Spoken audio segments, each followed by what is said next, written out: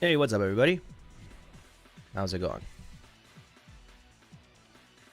I got such a good night's sleep last night. It is morning here in Japan. It's like 11:15 a.m.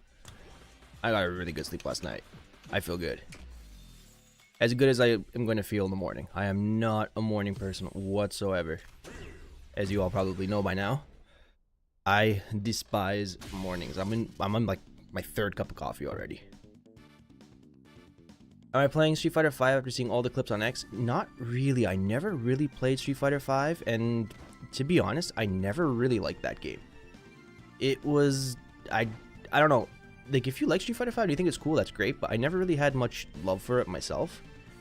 And I don't know. I think I'm just going to stick with Street Fighter 6. I don't know what I'm doing in Street Fighter 5. Like, I'm pretty... Like, not even beginner. Like, I don't even know what I'm doing in that game, so... I don't think I'd be able to, like, load it up and show anything fun. Really? It's not a game I put any significant time into, so. You preferred Street Fighter 4 over 5 by far? Yeah, I don't know. Street Fighter 4, it depends when if we're talking about like the last 2 seasons of Street Fighter 5, then I think Street Fighter 5 was a better game. Excuse me. I think Street Fighter 5 was a better game at the end than Street Fighter 4 was during its whole life. But like beginning of Street Fighter 5, like first 2 seasons, 3 seasons, 4 I think was probably a better overall game. 2 hands, thanks for the follow, bro. You just started with Ryu? He's fun. Yeah, I'm trying to get better with him. So we're gonna do some of my own personal training today. We're gonna do some replay reviews. We're gonna do some coaching with some people. We're gonna do a bunch of stuff today. Should be fun. First of all, I got people I gotta coach. Let's see. So Corbs, I know Corbs wants to do some coaching. So Corbs, if you're in here, we can run it. Then I also have a replay review from somebody else and from 2 people. So I have replay reviews from 2 people and Corbs. What do you want to do for the training? Do you want me to watch your replays or do you want me to talk with you live and watch you play?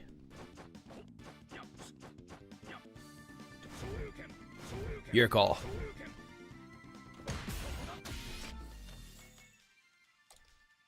Just watch because I'm kind of shy. Alright. Send me your CFN. And we'll get that going.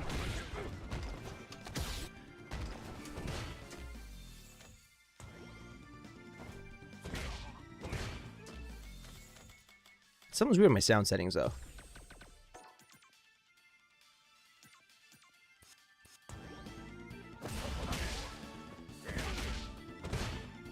Audio's kind of weird. What's going on here? Why is it being so weird?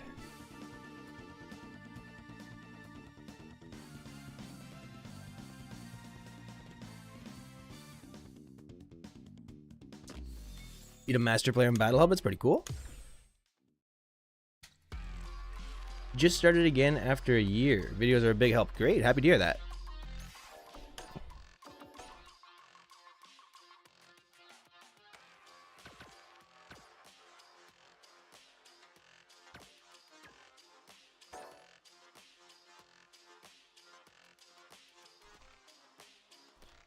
So for my coaching, if it's just like a simple replay review, I do replay reviews for people who are in my subscriber only Discord.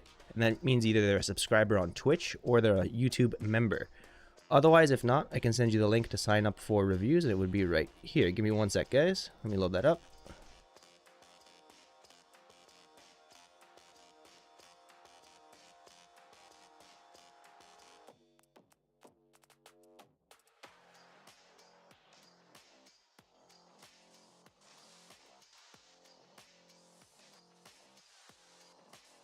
How'd you get out of 1,300 hardstuck? Well, there's no answer for that. There's no one thing I can tell you that'll get you out of 1,300 MR hardstuck. But generally, if you're hardstuck, that usually means you're always doing the same things and you haven't really improved your play. So the important thing is to identify where you're losing, what you're losing to, and to try new things and try to improve your play. So watching your replays, figuring out where you're making mistakes and fixing those mistakes is going to be the most important thing. Now, you're not going to be able to win all of your matches after doing that, but it should help improve like your win rate and should help stop you to lose to the same problems over and over again. where's your CFN? So your CFN, if you go here to profile, so if you go to the main menu, you push start, you go profile, it'll show up here. You can either type in your name or your user code. Your user code is going to be the easiest one for me to search. Iron Power 91, hello, how's it doing? How's it going? I said, how's it doing? That's something I say by accident pretty often in the mornings. How's it doing? I gotta make that a thing on my channel. We all gotta start saying, how's it doing? And Benui7 with the Prime, thank you, bro.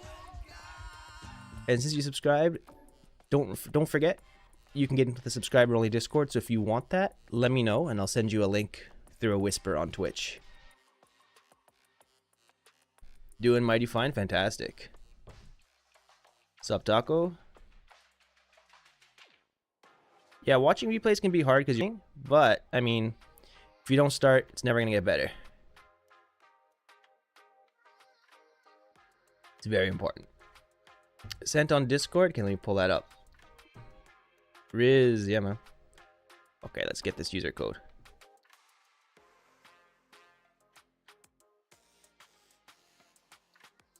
We should have it.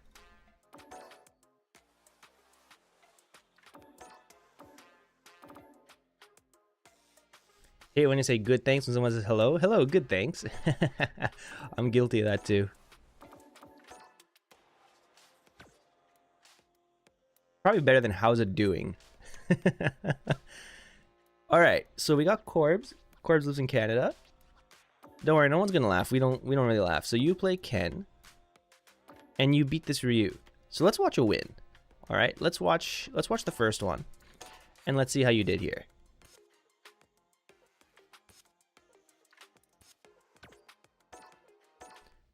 And let's see if we can kind of fix something. So you're in gold, which means there's probably a lot of stuff for you to fix, which is great because it's easy to learn and easy to improve at this level. That's one fun thing about being in gold. Okay, start with the fireball. Not bad. Okay, blocks the fireball. Nice, almost with the jump in. Okay, Power, if you live in Korea, yeah, we can try running the set. Let's do it. It can actually be really good. Okay. Alright, good DI. Nah, don't be stressed, dude. You're playing good. Nice hit confirm. Good. Alright, looking good. One thing I'd say is you definitely have to start playing Street Fighter 6 and start using your drive meter more. Because your play is pretty good, especially for gold. Gotta work on your anti-airs too. I see you're just either like jumping or blocking a lot. But not bad. Okay.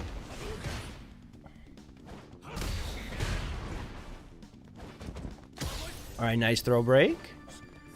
No anti-air, so definitely wanted to try working on your anti-air. So if you find it too hard to react with a DP, excuse me, wow, my voice.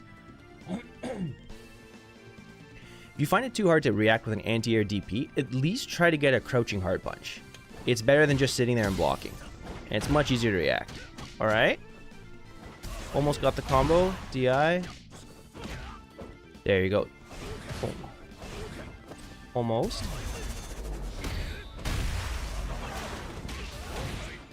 Perfect parry can be really bad if they just empty jump throw though. So perfect parrying against a jump can be good, but it's not a habit you really want to fall into. Okay, block, punish this. Let's go. All right, throw. Throw's good because you get him into the corner.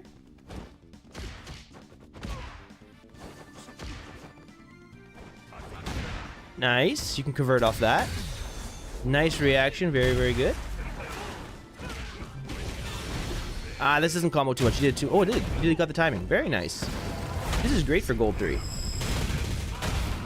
Okay, what do you do on wake up here? I would just pressure them.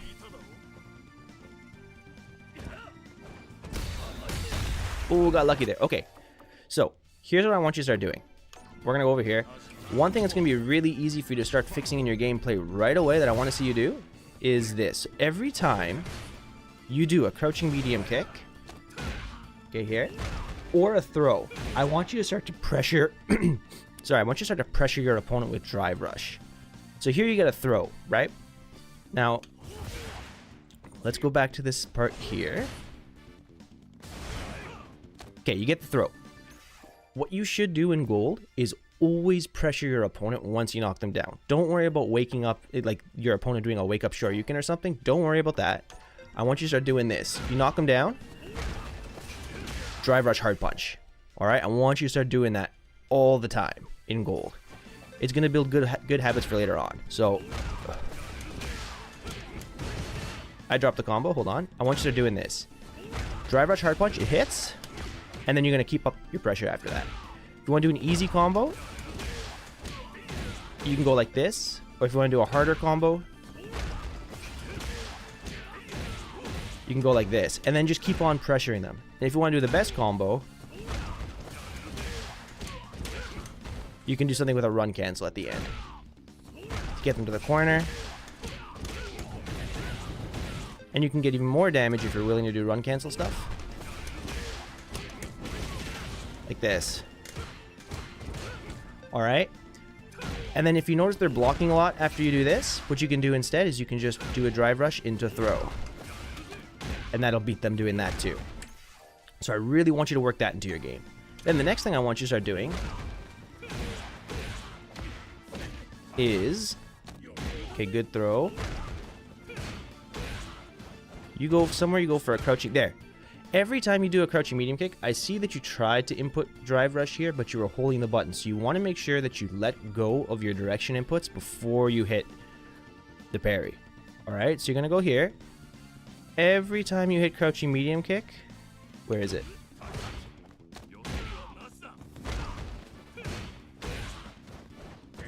Right here, I think. Here. Once you hit crouching medium kick, I want you to always drive rush after. Alright? And then you can either throw right away, do a jab into a mix. Sorry, it's hard to time with the timing here. Right?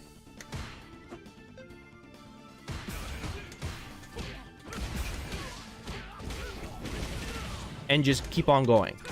Generally, a lot of people are going to block after this, so what you should do is just drive rush into throw. Not the greatest option all the time, but in gold, you know, drive rush into throw or drive rush into standing jab into a throw or standing medium punch is going to be really, really good.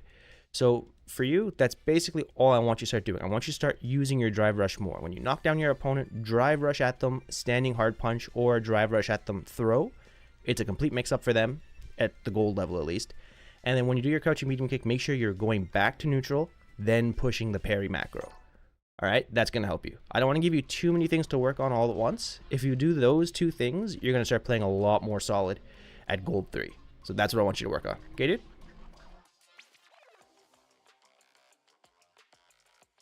Who's this? Sekiro King Cypher.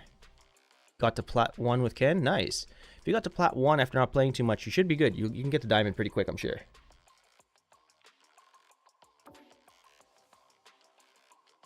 Good morning, Imogen Murasaki Nomori. It's a long name. How's it going? I'm going pretty good. It's the morning, so I'm kind of trying to wake up here. Do I play Marvel Rivals? No, I do not play Marvel Rivals. I'm trying not to destroy my my life.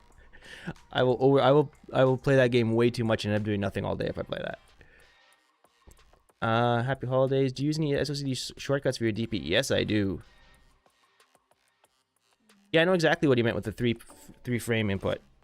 It's a pretty common way to do shoryukens in this game with leverless controllers. You don't have to do it this way. Yeah, you're right with your assumption, except you don't push down plus jump plus punch at the same time. You have to push down first, then jump plus punch. So you don't go like this. I mean, you can, but if your timing is perfect, you won't get the down input, which means the shoryuken won't come out. So what you have to do is you have to push forward, then down, and then you hold down forward, and then you push jump plus the punch or kick if your shoryuken's a kick. But you have to push down 1 frame before you push jump plus punch. If you push it all in the same frame, you won't actually get Hold on, it's hard for me to actually do it on the same frame. There you go. If you push down plus jump plus punch on the same frame, you'll just get forward into forward. You won't get the Shoryuken input that you need. So you have to hit down first. Alright, so just make sure that you're always pushing down first, and then you go into it. You can use Nihongo for your name on Twitch. No worries. So that's what he was talking about there. Alright, who else do we have for a quick review? Yes, I totally agree that Capcom needs to add more character costumes. Absolutely. I hope they come up with something new. I really, really do. Hey, what's this? Corbs, thank you so much. 5 gifted subs. Thank you, thank you. Subbing to the channel. Ooh, you better believe that's a pattern. Greatly appreciate it. Thank you, bro. Merry Christmas to you too. And thank you, Valorant, for the gifted community sub. Thank you. Very kind of you. We got the music going. Get hype. Thank you, thank you. Alright, Hylomorph, I know you've got a replay that you want me to review. Let me pull yours up.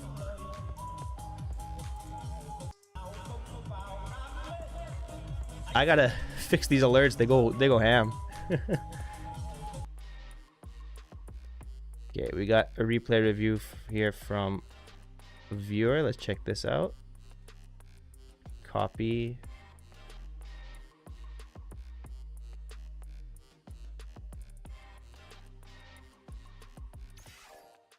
CFN replays.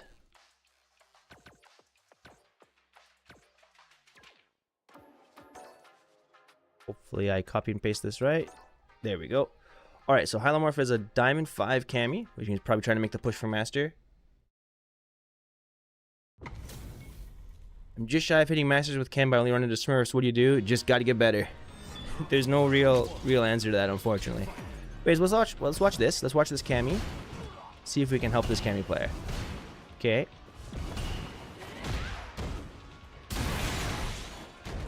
Alright, wake up DP. Nice anti-air there. Good. Whatever he... So in these situations, when you anti-air your opponent and they wake up with a reversal, I would say don't sweat it. It's totally fine to eat the wake up DP from your opponent, because at least you're making them use their drive gauge. And you got tons of health. It's the beginning of the round. I think it's totally okay to eat this. There, then you gotta go for the punish. Nice punish.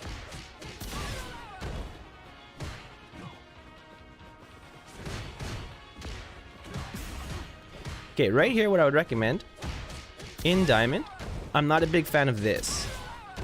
So you shimmy him, which is good, and then you do standing medium kick. I don't like this right away. This is a big problem. And I'll tell you why in a sec. Just keep in mind, if you go walk back shimmy into a non-cancelable attack, like a non-special cancelable attack, it's really risky in Diamond, and even Master. So I want you to get this out of your play. I'll explain the whole situation a little bit. Let's watch the rest of the replay, but don't do this. Chat, if you can guess why, that'd be great. Cammy perfect frame stop. Get damn. Alright. Punish. Okay, what I'll say also here, in this situation, your opponent's in burnout, they blocked something.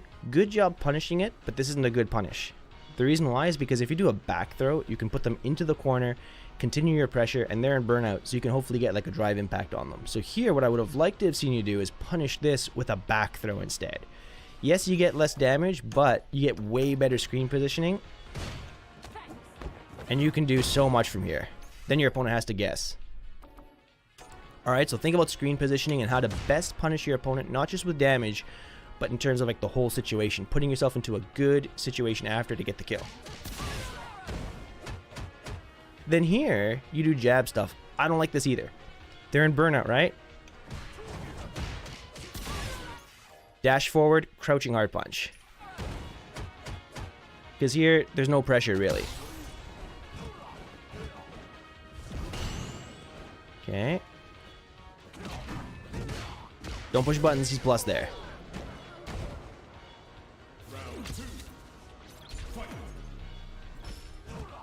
Nice whiff punish, very good.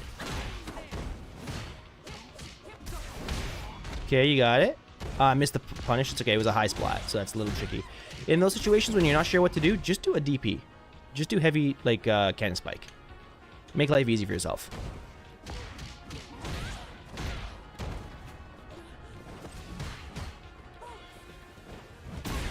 Okay, nice anti-air. So your anti-airs are on point. Good parry. Good parry. Good parry. Okay, what I want to see you start to do... Good job parrying. But the idea of parrying the fireball is you want to get into a spacing where Akuma can't throw those fireballs safely and where you can start poking. So what you want to do is parry, then walk forward. Because check it out, you're either staying in place or you're walking backwards after the parry. That means Akuma can just keep on playing his chill, like, fireball game, doesn't have to engage with you, can still zone. And if you're just walking back, it's really easy for Akuma to just throw, like, light fireball, and if you jump, he can he can anti-air you. So your goal here is to parry and walk forward, or parry, stay in place, get a read on his fireball timing, and do your hard punch spin knuckle to beat the fireball. There, he screwed up his DP, his fireball, so whatever. Good, you didn't push buttons, you parried.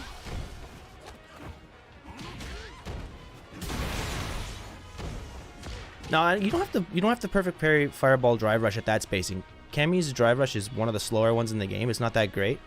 And at that spacing, she wouldn't be able to drive rush in to get anything. So I would just, like, parry, walk forward, parry, walk forward. Then when you're really close and he does a fireball in your face, then you can do the parry, like the perfect parry drive rush thing. But at that spacing, I wouldn't do it.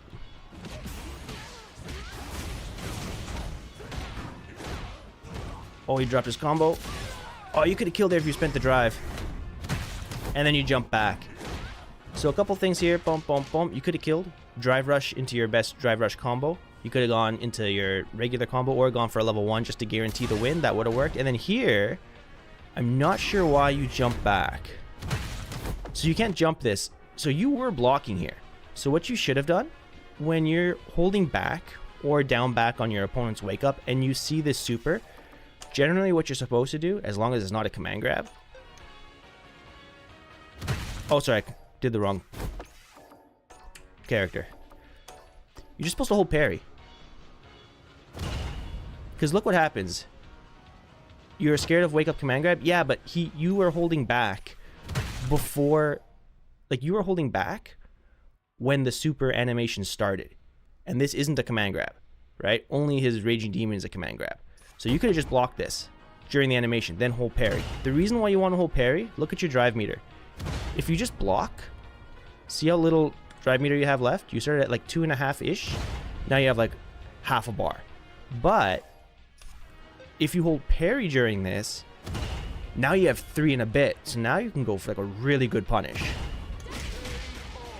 Right? You could have done drive rush after that. So just remember, when it's an animation and you know you're blocking, just hold parry during the super animation. Alright? Really, really important. Then one thing I definitely want you to fix is that thing I was talking about, the shimmy. So I feel like I talk about this almost every time I do a replay review or every time I stream. Especially below master. Fixing your shimmy. I think a lot of people have a general idea of how they want to use shimmy, but they don't have it set up 100% properly. So I'm going to show you exactly what I want you to do.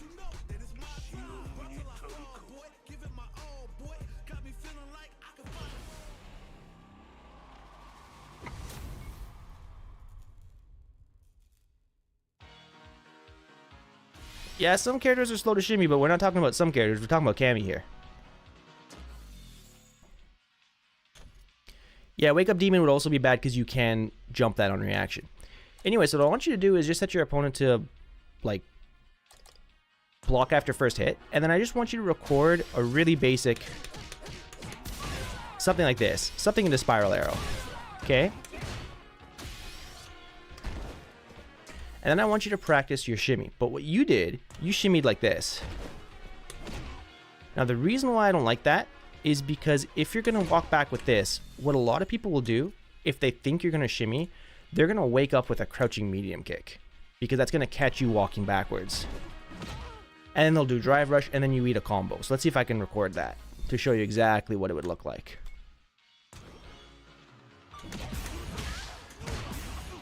Let me try that again. Something like that, right? Let's see. Let me try re-recording that. Didn't quite get it. That should work. Oh, he's not doing it, huh? Let me re-record this. That should work. Huh, not getting it, huh? Whatever. You get the idea. They'll drive rush after that. So you want to make sure that you're not just walking backwards during your shimmy, because you'll get clipped by low attacks. What you want to do is you want to walk backwards out of their throw range and then block low. Because then you'll block the wake up crouching medium kick. And if they drive rush, you're not going to get hit. You'll have to deal with the mix up from their drive rush, but at least you're not getting comboed right away. And you don't want to backdash here either. Backdash is the wrong answer. You just want to back up enough to avoid their throw. So what you're going to do is you're going to set a crouching medium kick on wake up. And you're going to set the normal throw on wake up. And you're going to practice. Oh shit, I just deleted it. You're going to practice doing this. Just walking out of their normal throw range. Just enough to dodge it. So if you get thrown, that means you're going too close. Just enough. Just like this. Then once you get to this timing and this spacing, you can work on punishing it.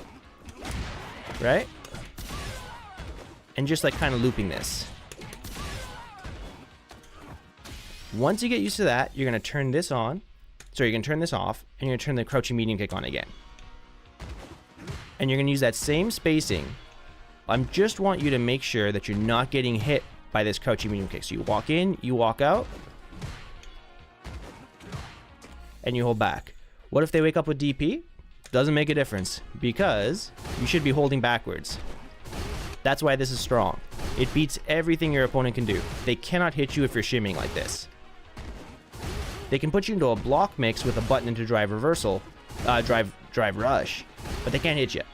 So you never have to watch out for anything. It's a very passive, very strong way to pressure your opponent. Then, after you get that spacing, I want you to turn on the crouching medium kick and turn on the normal throw. And I want you to only push your button if their throw whiffs. And react. Alright, that's what I want you to do. Not walk back standing medium kick. Because if you commit to walk back standing medium kick, you can get hit by the crouching medium kick, and you can get hit by the Shoryuken. Or some other kind of button into reversal. So you don't want to do that. And if they're really wild and they wake up with drive impact, you're going to get clipped by that too. So remember, walk back, really slight walk back, into down back block, and then react to what they do. Then, to really get yourself like super set up for this, you're going to go do nothing, and you're going to turn on do nothing and normal throw. And then you're only going to push standing hard punch to whiff punish their throw if the opponent does the throw. Didn't push throw, so I didn't push a button. Didn't push throw, didn't push a button. There. Only push your button if you see the throw whiff. Super important. Then, once you got that all set, you turn it all on. Do nothing, normal throw, crouching medium kick, and Shoryuken. And then you just kind of react to what they do. Okay, I was a little slow on that one. Got it. Okay, punish. Run it again. Nothing, so I just block. That's what you want to do in practice mode. Get that over and over again. The next time you knock down your opponent, whether it's in the corner off of a corner shimmy like this, you can do the exact same thing. Can you whiff punish their grab attempt with a DP? You could, but why would you? You get like no reward for it. That's a really weak option, because let's say they go for it, right? Okay, you get 1,440 damage, and you have to input a DP. And you don't really get any Oki off of this. But if you go for this, you get 2,510 damage for no meter, with Cammy at least, and you get Oki. You put them into the exact same situation. So there's no real reason why you would do that. Why you would wake up with a DP. Hold up one sec, guys. My audio is kind of weird. Are you getting weird game audio levels? My game audio is like kind of going up and down. One sec.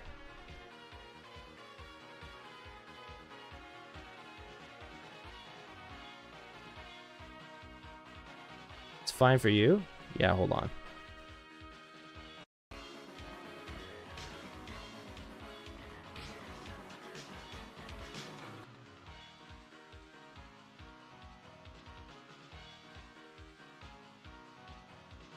Not quite sure what's going on there.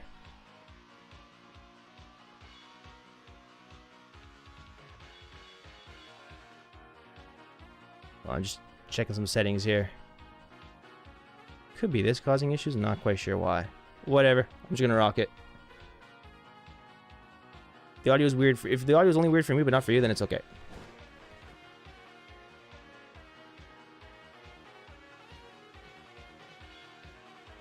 Thanks, guys. Kind of a tactical what option does Dalsum have on Wake Up in the Corner?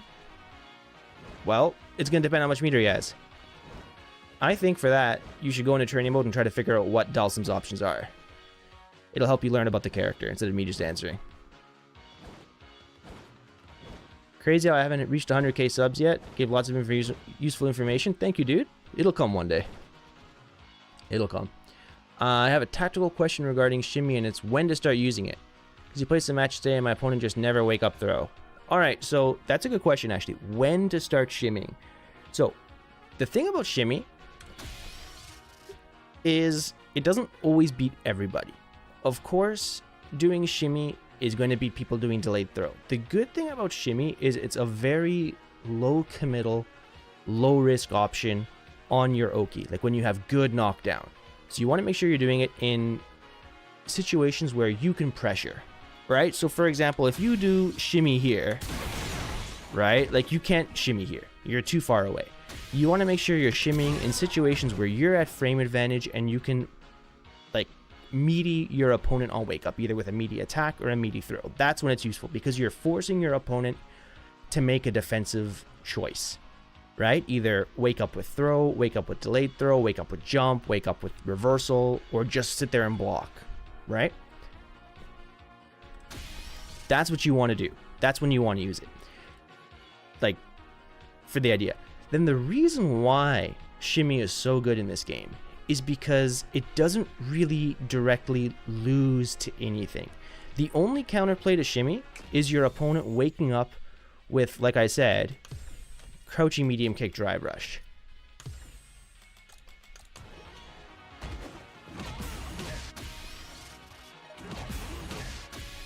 It doesn't necessarily lose to this. Sorry, the recording timing is wrong. Let me get this good. It only loses, like directly loses, to a wake up button if you're messing up your walk animation. So if you're not blocking. So if your timing is a little bit late and you try to go for something slow like that, you might get counter hit into drive rush, or if you're walking backwards too far and you're not blocking low. That's when shimmy actually loses. But otherwise, shimmy only loses to you making a mistake. Then, the other thing that can be kind of risky with shimmy is if your opponent does a button into drive rush. So just to make it easy, I'm going to record Akuma doing a basic shimmy thing. It should look like this. Hold on.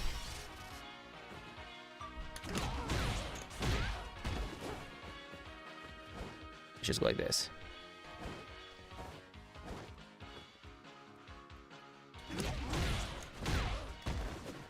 Okay, let's record this.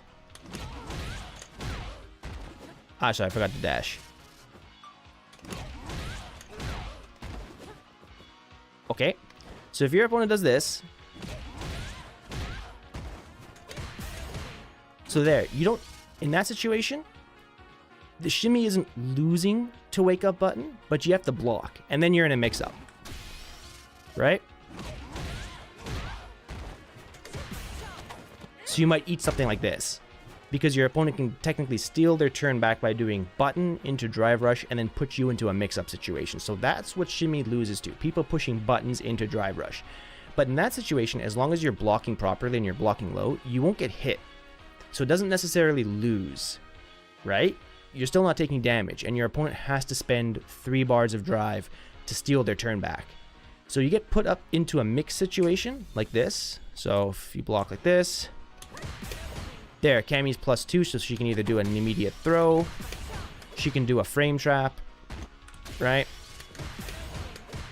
Or she can like shimmy you from here. But that option doesn't necessarily lose, if you guys know what I mean. It just puts you into a guessing situation. Now, when should you start doing shimmy against your opponent? Wait.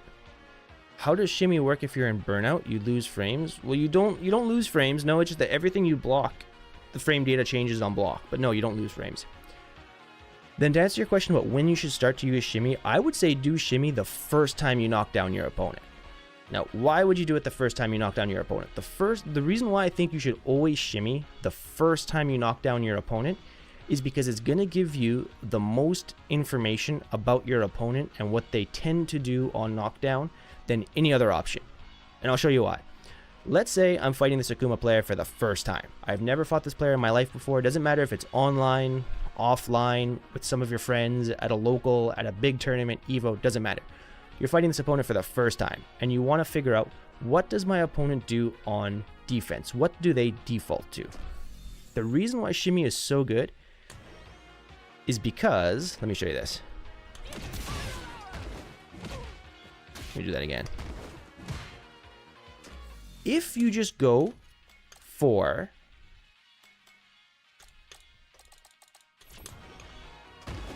a meaty throw, right? Let's say you go like this. What would Daigo do? I'm not sure if that's a serious question. Is there any possible way for me to know that answer? I'm not Daigo. Anyways, if you just go for a meaty throw, you get some information. You know that your opponent is throw teching, but you don't know if they're doing an immediate throw tech or if they're doing a delay throw tech. You just know that they threw tech. So it's a little bit, so you get less information. But if you go for a shimmy right away, you'll see that they kind of like delay their throw a little tiny bit. They're not doing it right away.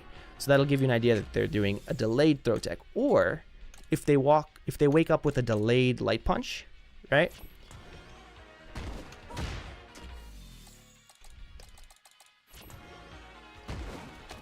Here you don't get a counter hit sign, but here if you've done the shimmy, you'll see they push a button a little bit late, not as soon as they get up. So then that'll tell you, okay, my opponent's doing a delayed button. So you can see exactly what your opponent is doing on wake up, because anything delayed or anything kind of like late timing, it's going to come out because they're not caught in block stun. Meanwhile, had you just gone for this, right? If you go for a meaty attack right away, whether they're doing a delayed light punch or a delayed throw, they're always going to get a block animation. So you don't actually know what they're doing on defense. All you know is that they're either blocking or they're doing a delayed button, but you don't know which of the two. But if you shimmy, you can see what they're doing and what they default to, because whatever they choose will come out because they're not stuck in block stun.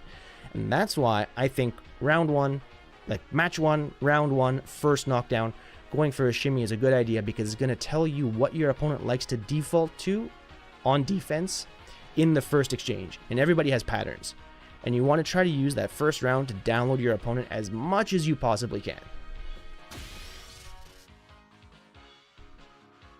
Alright. Alien Squid Monster, thank you.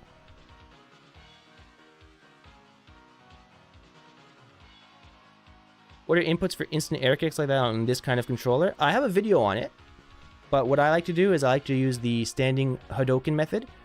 So I push down, down, back, then hold down, back, and then push jump plus kick, and it would look like this.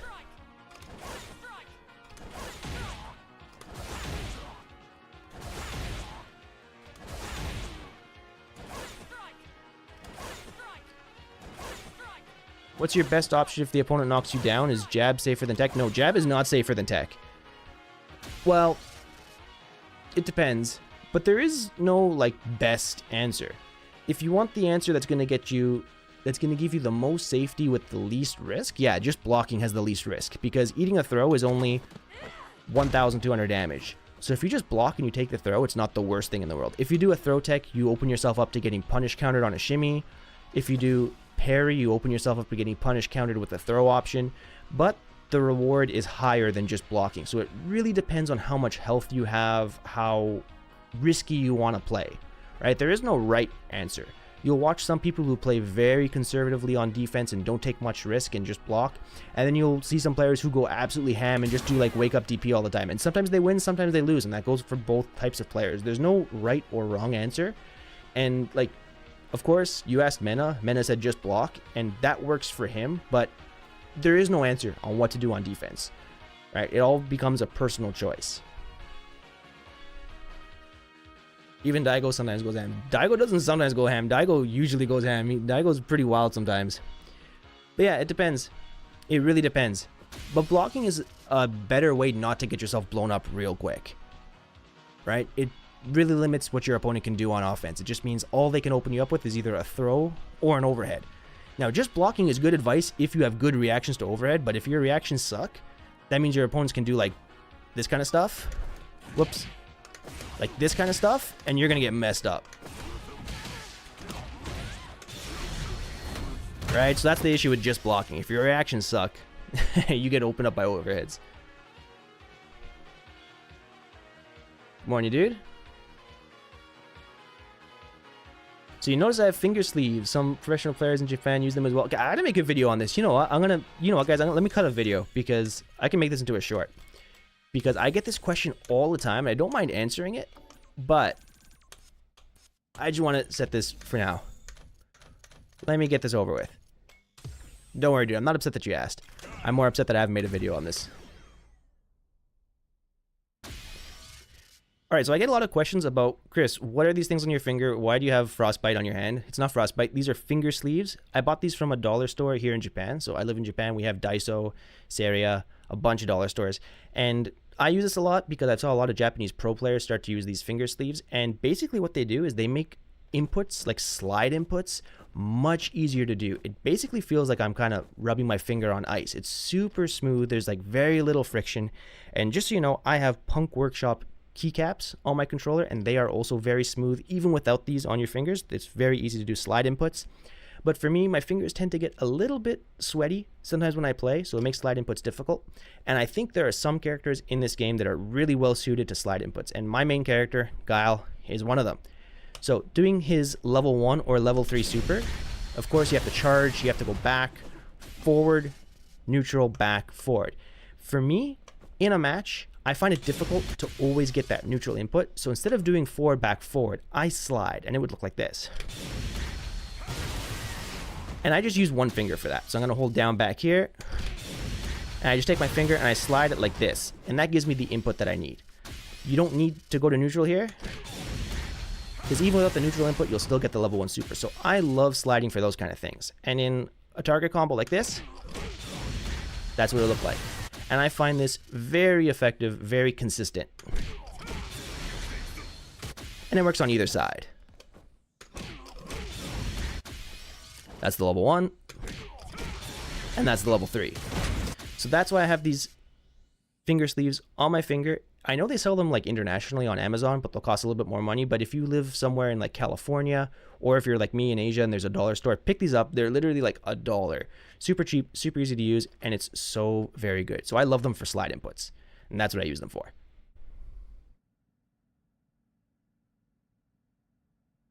All right, that should be the clip.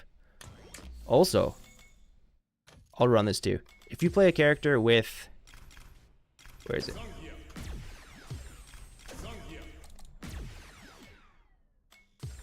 Wait, what's my button input? Custom 1.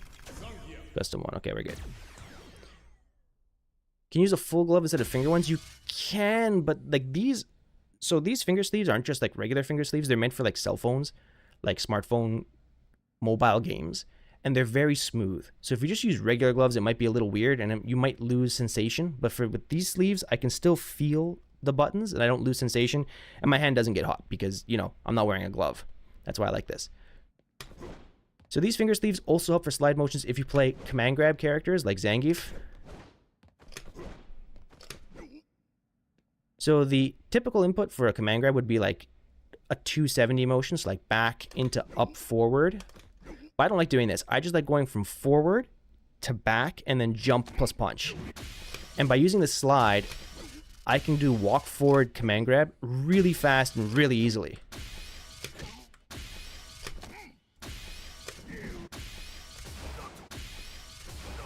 It's so easy to do walk forward command grab like this.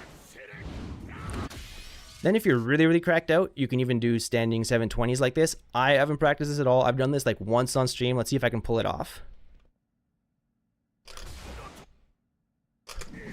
Let me try.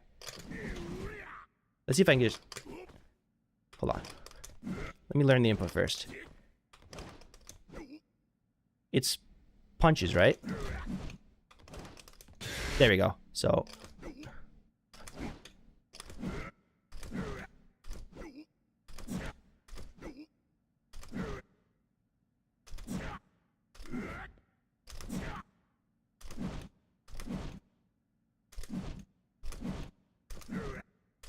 No, I'm not gonna get this.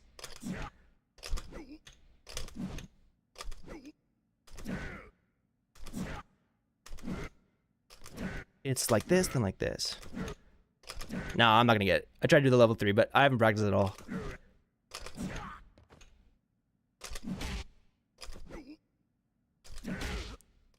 Zangief is not hard on leverless. Only the standing 720, and I don't play Zangief, so I haven't practiced this, but Zangief is not hard on leverless. Zangief is easy on leverless. It's just this one input that I haven't practiced that's a little tricky.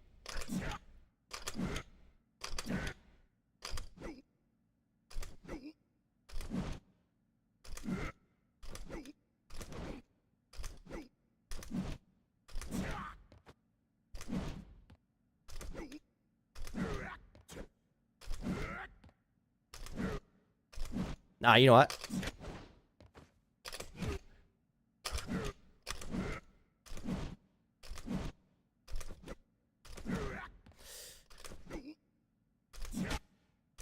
Nah, I can't do it today. But you get the idea. I'm sure if I actually sat down and practiced that off stream, I could get it, but I'm not gonna do that now. Let's see, I have a question here. What is the strategy against some fast TK dive kicks like Cammy? It at least feels like it's a move you're not supposed to have a consistent way around, but is accepting the right strategy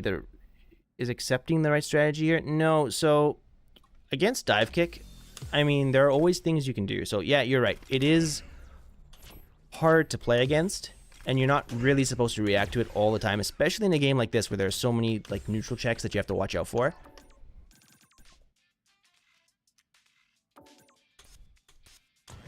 Perfect parry could work. Perfect parry could work, but generally what you're supposed to do, well, it depends what character you're playing, depends how much life you have, depends on so many different things. Well, it's going to depend on whether the opponent is doing it in neutral or if they're doing it after strings. So if your opponent is always doing it like after strings, something like this, which is pretty common from Cammy. Like she'll end with a standing light kick and then she'll go into this. Let me re-record that. Something like this is pretty common. So try to counter poke and then you get hit. So they end their block string. You do something kind of safe, like a crouching medium kick to catch them walking back or something, and then you get destroyed by the dive kick. What you should do in these situations, instead of poking with a low, you want to poke with a move that has a good, like, horizontal hitbox. And if you do a jab, it just whiffs. Or if you really want to call it out, you can go for like a crouching hard punch. You can try to walk back and react. You can try to perfect parry. Right? There's no exact answer about what you should do. Just depends on how you want to do it. But generally speaking, doing something like a move with a good horizontal hitbox like this is a good idea. And the reward here is pretty good. Because I think someone like Ryu, you can combo off of that. Can you jump back light kick? No, not at this spacing. Doesn't give you any reward. And then if the opponent knows that you're going for that and they have level 3, they can do a level 3 super on you on reaction. You can walk forward, do a jab, right? Get a combo there.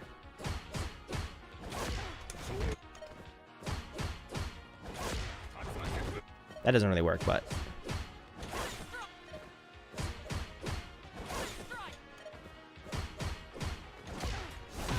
do those kind of things. So knowing that is good, so if you're doing it there. Knowing Cammy's block strings is the way, it's one way. Like, if your opponent is showing that option over and over again, that's one safe thing you can do against it.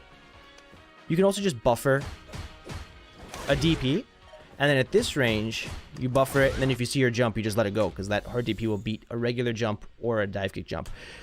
When it's really tricky is when it's kind of at this range, because here at this range, if she just lets it rock, and she goes for the light kick version, and you try to anti-air, your anti-air is going to whiff.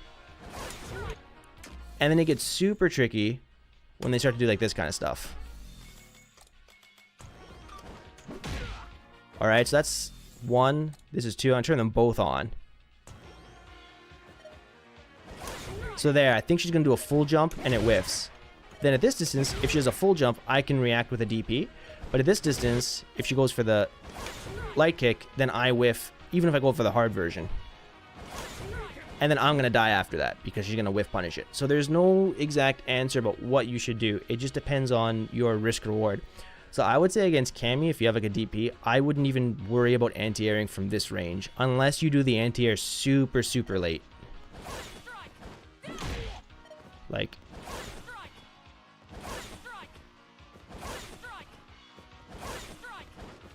there. You gotta do your anti-air super late because she can make you whiff your DP.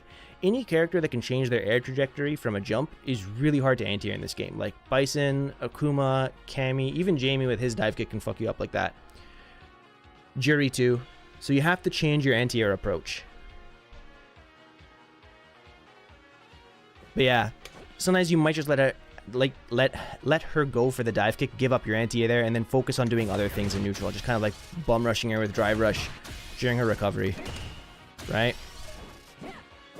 Just letting her whiff it, and then just trying to steal your turn back is something you can do that's a little bit safer. It's so draining for the mental stack. Is that why pros sometimes just take the dive kick? I'm going to assume so, because the risk... So, another thing is, the risk you get for anti-airing that dive kick is really high, and the reward you get is lower than the reward Cammy gets for hitting you or making you whiff the anti-air. So, in terms of risk-reward, yeah, it's nice if you can anti-air this, but you get 1,680 damage. But if she does dive kick, hits you, or makes your DP whiff, she gets more damage than you, better Oki, and better corner carry, especially if she has level 1. So the risk reward is totally in her favor. It's totally great for Cammy to mess up a dive kick, eat a DP for like 1,600 damage, but then scare you into having a consistent anti-air game, and then hopefully landing it and getting that corner carry damage and Oki. So the risk reward is totally in her favor, and I think that's why pros don't really go for this option, because it's really risky and you don't get much off of it. So it's better to just try to like perfect parry, or just let her whiff it and try to sweep, or like just play neutral and forget that part of her game. Yeah, it depends on like the player too. Like obviously there are really bad Cammys who just spam it all the time, and that's easy to anti-air. But if you're playing against a really high level good Cammy, they're going to be very on point with their spacing and their timing and trying to mess you up. So it really just becomes a player choice decision at that time. How much risk are you willing to take for that reward? Yeah, I'm going to be making my content whenever she comes out. I usually try to get a beginner guide up within 48 to 72 hours of the character's release. So when she releases, I'm going to be grinding training mode really hard, trying to figure out how to play the character effectively on day one, and then put a guide out for that, and definitely putting it up.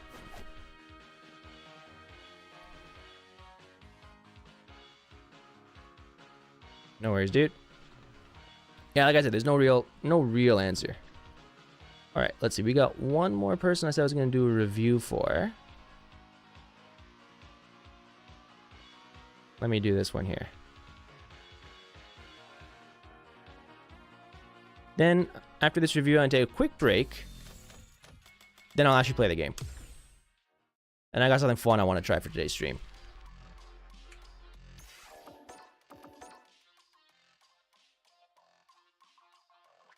So let's go search, replay ID. How would you recommend learning undocumented characters? What do you mean by undocumented? Because at this point, like, yeah, I don't know what you mean by undocumented.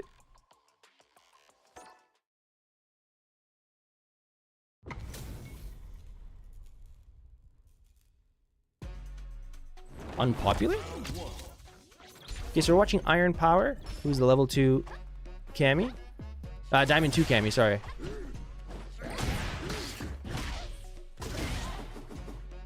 Maya's a new release, there'll be nothing to go on. Okay, well, you just have to go into, you watch the character guide that Street Fighter releases. They always release a quick quick character guide. They'll go over the basics, and you go into training mode and you just figure out like what their plus on block normals are, what their best special cancelable normals are, what they get on knockdown after throw, after their basic combos, and you just kind of take it from there. I'll do a stream when Maya comes out and I'll show you how I learn a new character without any info. Maya hasn't been the release date hasn't been mentioned, but yeah, when Maya releases, I'll show you how I lab a brand new character without looking at like Twitter or Discord or anything. I'll show you what to do. Anyways, we're watching Iron Power's replay here. Diamond 2 Cammy. What's up, Yunai?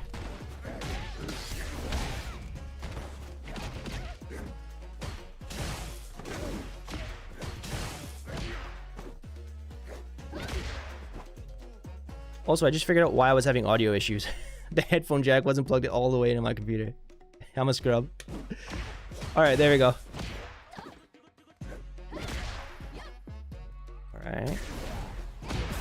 Okay, good punish counter on that. Alright, here are just some combo things. So you get this, boom, into this. This isn't the combo you want to be going for, generally, I don't think. I think you want to be going into spinning bird kicks. At least in Diamond with Chun-Li. It gives you way better Oki and gives you way better setups than this. Because you're only you're 0 on this. It's not a great setup. You can't really push buttons safely after. So don't go for that combo, go for the spinning bird leg combo. Spinning bird kick. Okay, good defense here. Nice. Good, now you get the good combo, but then you burn yourself out. So here, your combo routing's wrong too. Boom. Not crouching medium punch. Here you should be going into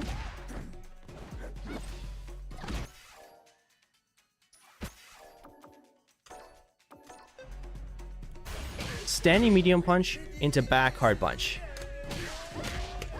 Into this. Okay, I'm not a Chun-Li player, so if I can do it, you can do it too. This is the combo you want to go for, and then you get really good Oki.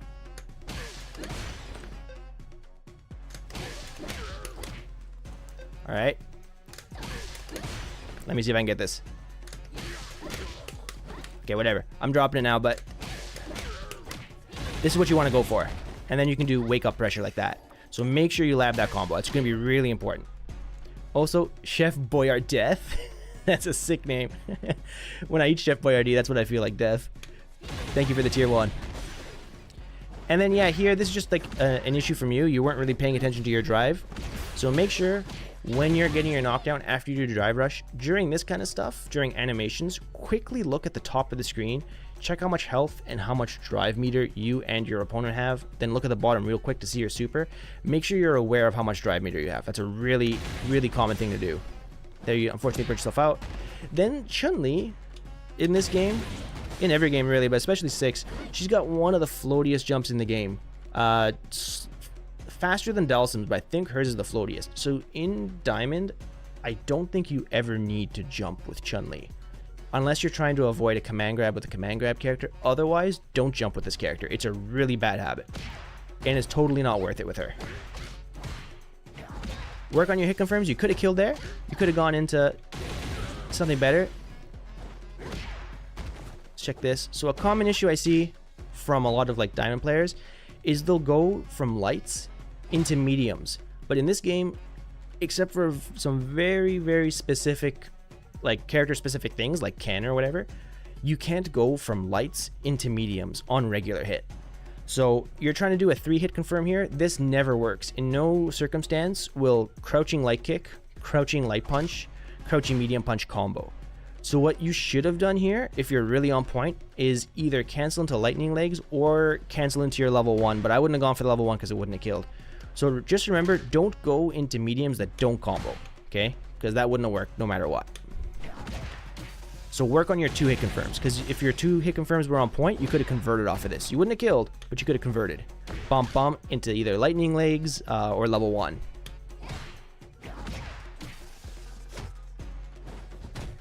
There, you got anti-air. In those situations, you got anti-air. Spinning bird. If you have charge. I wasn't sure if he had charge. So. Okay, punish. Ah. In these situations, when you're too far for a punish and you're not really sure if you can get it or not, what I recommend is just drive rushing. Oh, sorry, your buttons are different than mine. There. This is going to be one of your best punishes if you're too far away. Or, if you don't want to use the bar, you don't have bar. Nah, it's too slow. Just drive rush. Into something when you're far away. Something like that works too. So, when you're too far to walk in for a punish, drive rush at them. Okay, I'm not a Chun-Li player, so I don't know what her best starter off of that is, but neutral drive rush. Drive rush the game. Yeah, man, it's Street Fighter 6. When you boot this game up, you gotta accept it for what it is. You gotta use the system mechanics for what they are. No point in complaining.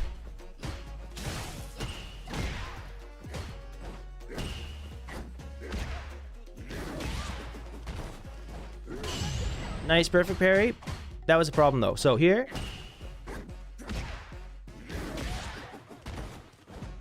what you should have done is a back throw, because you would have put him into the corner. There. Back throw would have been the right answer. Then, also, something I really need you to work on, dude, are your anti-airs. So with Chun-Li, it can be difficult to anti-air with down-down kicks consistently, just because it's an awkward input. But she has a bunch of really good anti-airs. So here, in this situation, when they're jumping like right above your head, I think you almost always have time for standing medium kick. Yep. So you gotta learn how to anti-air with this. This is gonna help you if you're not really comfortable with doing walk back into this, because it can be tricky.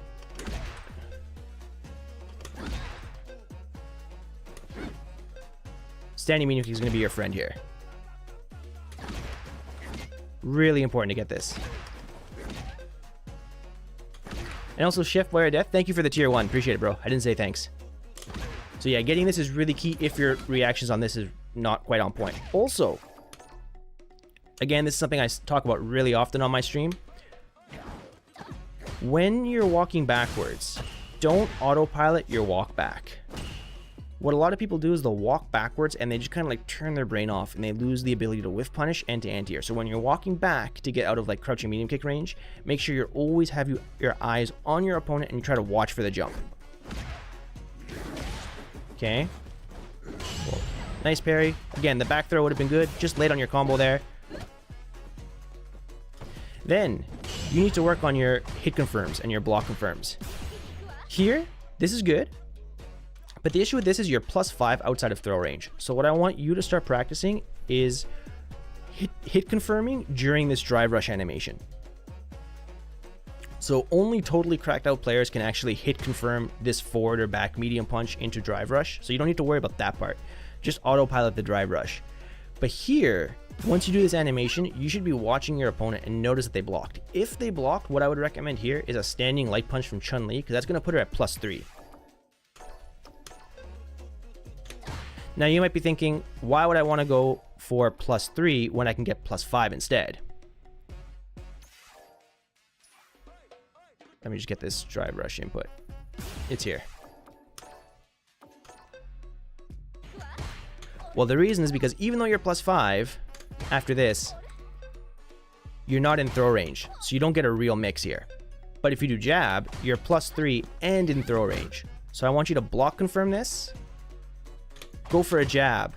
If it hits, then you want to go into standing medium punch. All right. And then here you make them block this. It's a block string. You can either do a frame trap if you think they're going to push buttons. You can go for a throw if you think they're just going to chill. Or you can shimmy if you think they're going to do a delayed throw tech. So really focus on that.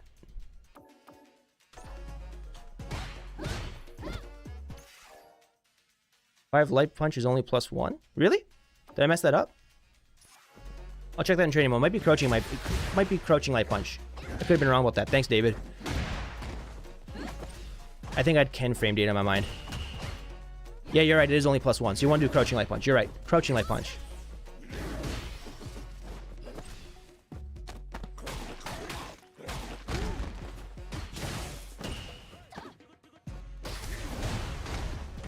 Yeah, then yeah, just some reaction checks. That drops. You should get a punish on that. Back throw. Back throw. Yeah, you gotta work on your drive rush combos for sure. Yeah, there. You could have gone to something better. I think you just kind of freaked out.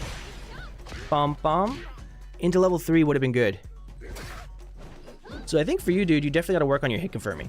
That's the one thing that I think is holding you back the most right now, your hit confirms. Because you actually had like three or four conversions I could think of where you could have gone into a different ender or better damage that you dropped or you didn't get to pick up on.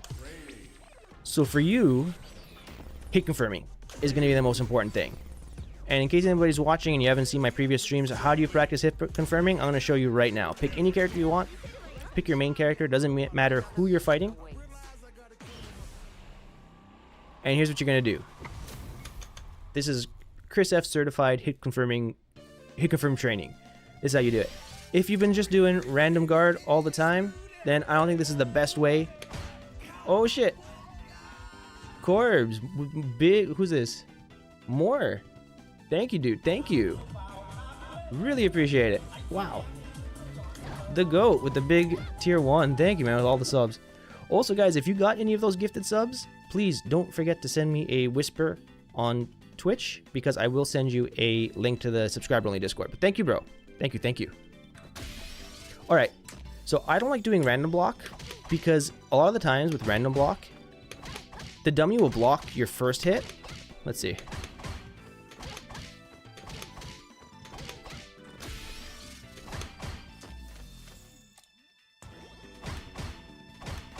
It's not happening now, but sometimes the opponent will block your first hit and then get hit by the second one. Whoa, it's still going. Claude, damn. You guys are wild today. Really appreciate it. Thank you.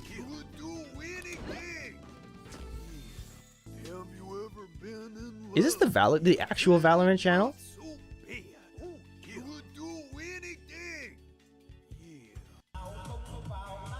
I don't think it's a real Valorant channel.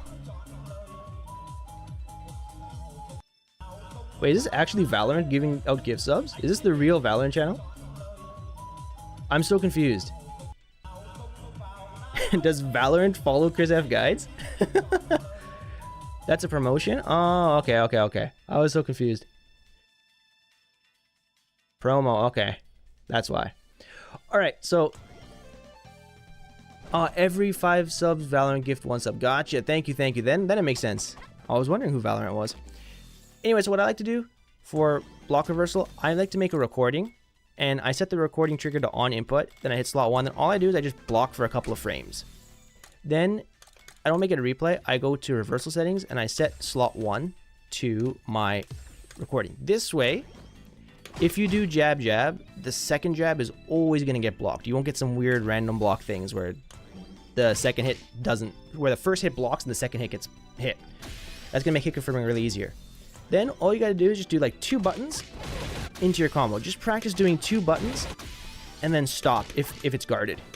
If they guard, then you're -2 and then you have to make a decision. Do you try to walk in for a tick throw even though you're minus, or do you stop your pressure and see what the opponent does? Then for drive rush confirms, that's going to put you +2. This is what you want to do. Then let's just check this. Someone said back or forward medium punch is never a gapless string. I just make sure. Yeah, so this is never a gapless string. So if you're doing this into buttons, your opponent can mash in between. So that's why sometimes it's better to poke with crouching medium kick, because if you do crouching medium kick into light punch, that's going to be gapless. Now, of course, that assumes your opponent knows how to blow up strings with gaps, but just keep that in mind. So with Chun-Li, generally, you're going to want to go into this. Crouching medium kick, crouching light punch on block confirm, because then you're +2. So if your opponent decides to push a button, like a light punch, You can frame trap them with standing medium punch, then go into a combo. If they try to do a delayed throw, you can shimmy them. I don't play Chun-Li, so I don't know what the best shimmy punish button is. And then if they go for like a reversal, you can just shimmy and block and punish that way. So to practice this, turn this on. Then all you're going to do is you're going to set the opponent to random block. Go around here, turn off the frame meter on the bottom because it's going to mess up the visuals. It's not like what it looks like in a real match. And then you're going to do crouching medium kick and you're going to input drive rush. Alright? On block, you're going to do crouching medium punch. Sorry, crouching medium kick, drive rush, crouching light punch on block. Then on hit, you're going to go into standing medium punch. So that's your goal. You want to build a muscle memory for this first. Know what to do on hit. Alright, I'm just trying to build that muscle memory. Okay, I got it. Now let me just check out my muscle memory for this. Good. Good. Good. Good. Then you go random, you try to put it together. Okay, I got it. Got it. Got it. Got it. Got it. Well, I missed the input, but... Got it. That's what you want to be doing in training mode, to practice your hit confirming from there. Then all you have to do is use the screen freeze to figure out what you want to do and get that going. That's going to make your drive rush pressure so much better rather than just kind of like, I'm not saying you're doing this, but like kind of flailing around afterwards. You should always be hit confirming during the drive rush cancel animation. That's kind of how they built this game, because like Street Fighter 5, Street Fighter 4, you could actually hit confirm crouching medium kicks. You could do like crouching medium kick, buffer a super, see that it hit, and then like input your super from there. It was totally possible, but this game you can't. But you can confirm the drive rush cancel, and that's where they kind of moved the hit confirming to for the most part in Street Fighter 6. So if you haven't practiced that, practice it. Super, super important. Yeah, exactly, Chirico. It gets easier if you do it a bit every day. I would recommend doing that like your first 2 or 3 minutes every time you load up the game. 2 medium kick, 2 light kick is also a string and in slow. Oh, I didn't know that. You're right. Is it +2? I believe you. I just want to check. Oh shit. You're right. I didn't know that. Good point.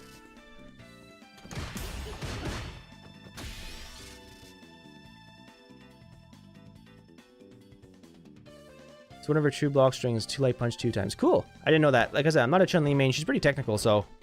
But generally speaking, this works for any character. Like even if you're not playing Chun-Li, like you can do this with pretty much anybody. Like, all right, I don't play Jury, right?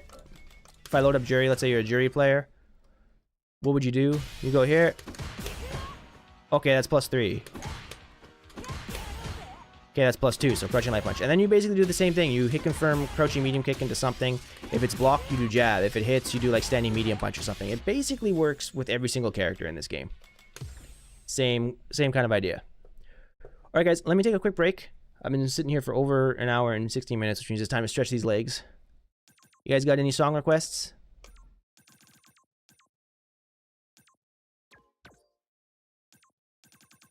First person who says a song request, I'm going to give it to. Otherwise, I'm just going to pick Street Fighter 5 Gal theme. Teenage Mutant Ninja Turtles theme song, is that in this game? OG Gal theme? Dude, I can't do OG Gal theme because it's going to get flagged on YouTube. YouTube sucks sometimes for streaming things. Because the OG... the Street Fighter 2 Gal theme is kind of a ripoff, not ripoff, but like heavily inspired by this T-Squared song from like the 1980s. It's like a Japanese 80s fusion jazz band. And YouTube algorithm flags the Gal theme as that T-Squared song, and then all my stuff gets demonetized if I put that in. Ibuki Third Strike was the first one that someone said that wasn't a song I can't play, so let's do Ibuki Third Strike. Alright, see you guys in a few minutes.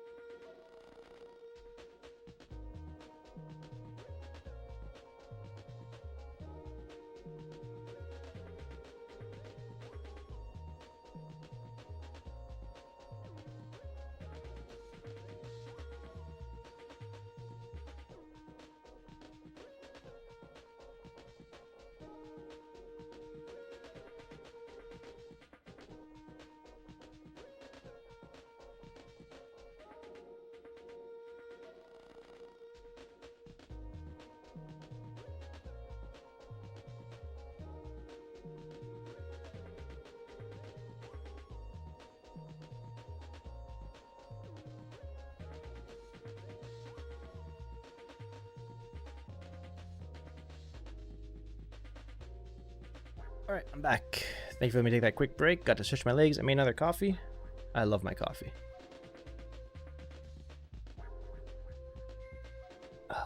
Alright, so now I got through all the replay reviews I wanted to do, or all the ones that were requested at least. I'm gonna play the game. Neil, I'm doing good. Hopefully you're doing good too. Espresso? No, I wish it was espresso. I don't have an espresso machine. I just made instant coffee because I'm lazy as hell. Thanks, Justin. What's your DJ tech? Apparently you have goated... Excuse me. I swallowed the wrong way. You have goated DJ tech. What's your goated DJ tech? I want to see it. I'll load up DJ right now. Tell me what it is. I always love tech.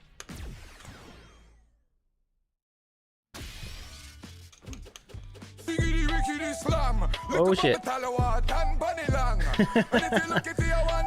DJ time. Oh, you bought a DeLonghi for Christmas? Yo, DeLonghi is like the goated espresso machine. You're so smart for getting that. Sway setups. What are your sway setups? Tell me what it is. Blitz, of course you can ask a question. I'm always down for questions. To a knee? What's to a knee? Standing medium punch to a knee? What's a knee? This? Into this? Standing medium punch, light punch. Light punch? Can you link to your video? Of course.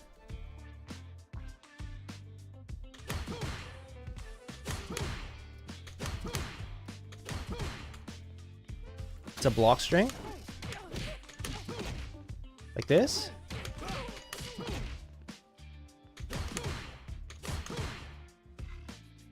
I'm curious about this tech. I want to see it. Yes, you can definitely link to your video. We'll watch it together.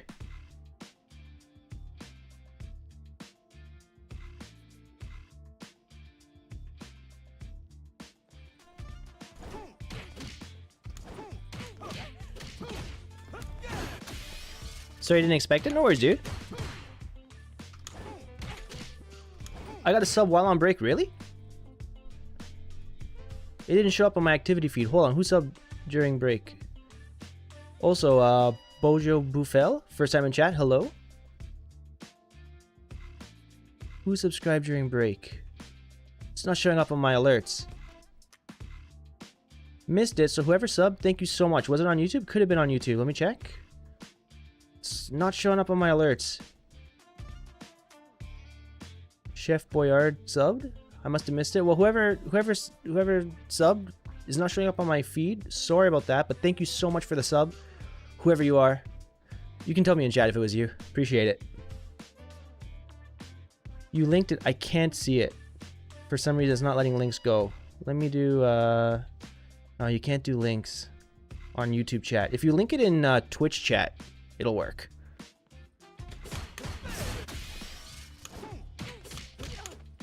It was Chef Boyard Death. Alright, Chef Boyard Death, thank you very much for the sub. I don't know why it's showing up on my activity feed, but thank you. Appreciate it.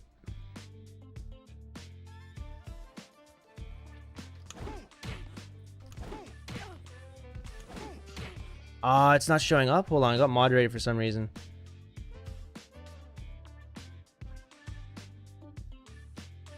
Links aren't allowed, huh? It's because links aren't allowed. What's the name of your YouTube channel? I'll just search it manually. Type in the name of your YouTube channel. I'll search it.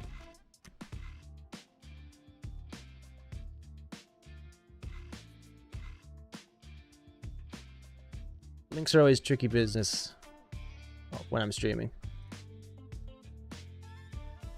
Sorry guys, just trying to get this link going.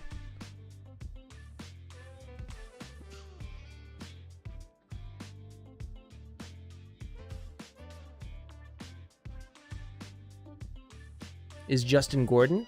The name is Justin Gordon. Okay, so I'm just gonna YouTube search Justin Gordon.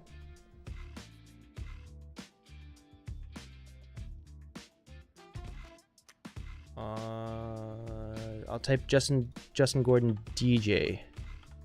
Hopefully it pops up. There you go, I found you. Alright, videos. Is it the DJ tutorial 2025? Probably. What's the timestamp I should be looking for?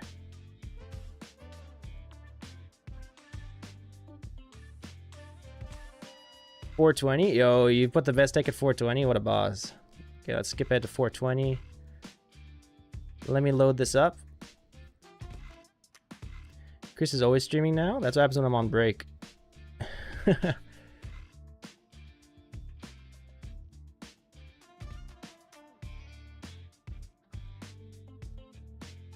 make this full screen. Okay.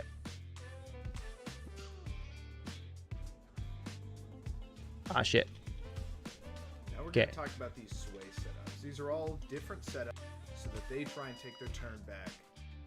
So sway setups, what is it? You go for this. Don't. Oh, so it's all your sway setup. So how to set up sway effectively?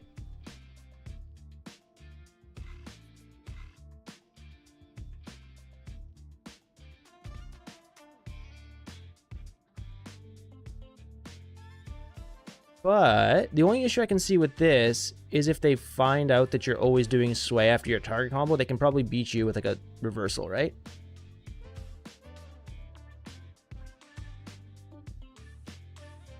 That's if they jump. So let me just test something real quick here.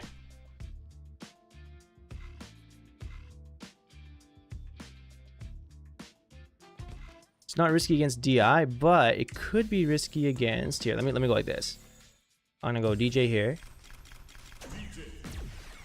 I'm gonna go. Let's just pick Ryu. Not saying your tech is wrong. I'm just always curious to try to figure out what happens if you kind of autopilot into this.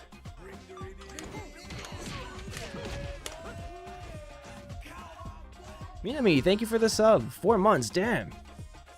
Who's Chris coaching or reviewing? I already finished. I'm gonna start actually playing in a second. Let me try something.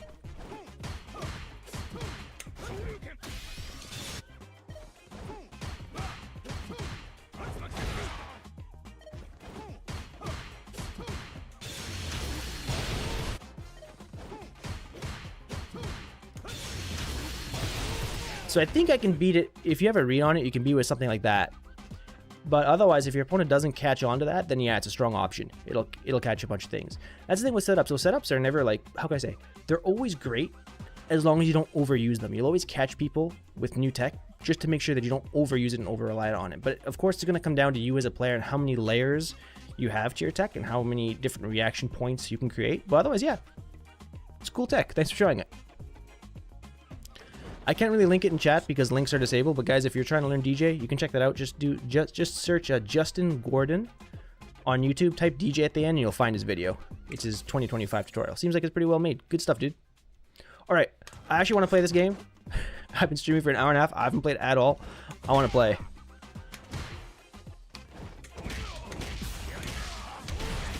You can't link in your own chat? I might be able to. Let me try. I didn't even attempt. Let me attempt.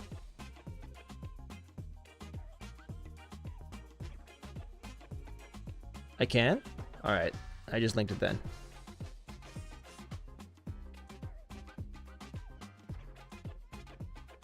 Lord of Blades, no, the reason why I don't do VOD streams as public on YouTube is because it pushes out my regular content, my regular guides, and I want to make that the priority. That's why it's members only. All right, cool. So let me actually do some practice. So the way I like to practice a thing that I was talking about. So I'm going to do my crouching medium kick setup practice here. And let's see how I can frame trap people. So let me practice a basic frame trap. Block reversal. Let's go crouching medium punches for fun.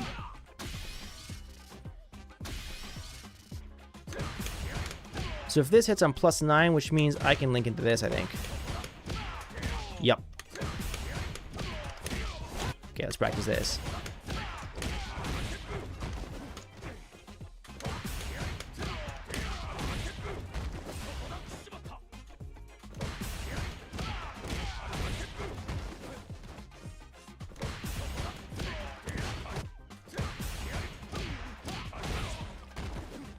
Okay. That'll put me +11, which means I can get this, I think.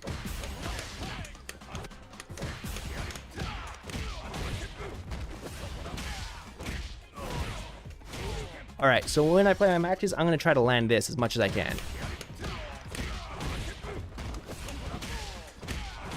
Is there a benefit in learning frame traps for a different number of hits? Absolutely. Then, if they go for a delayed throw tech, I can go for this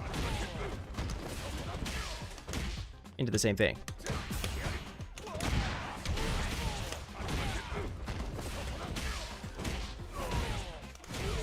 Good. Okay. So what I'm going to do is I'm going to try to work on that. And then my goal for today's little practice session, I'm going to try to land this mix as much as I possibly can.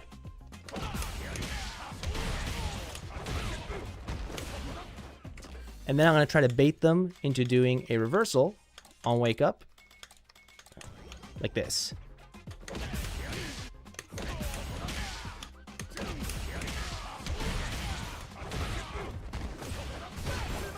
And then punishing like this.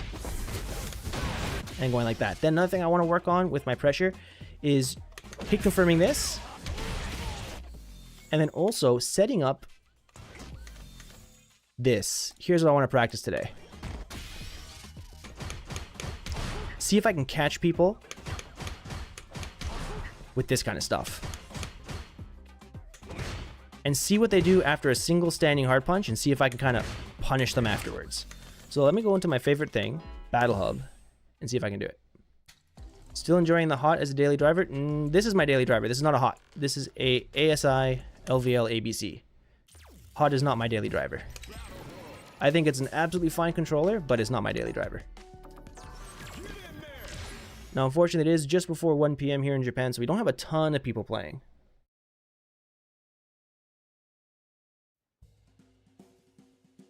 But let's see if we can get some matches. Cammy? Alright. Also, there was somebody here in chat from, what do you call it?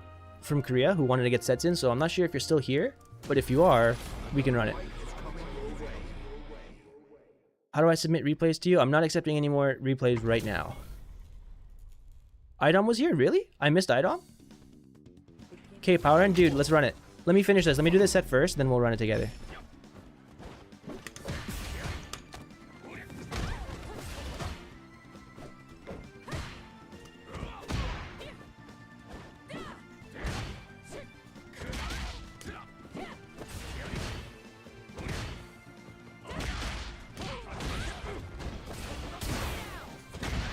I messed that up.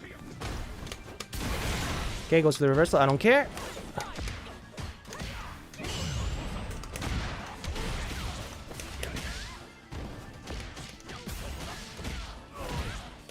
Okay.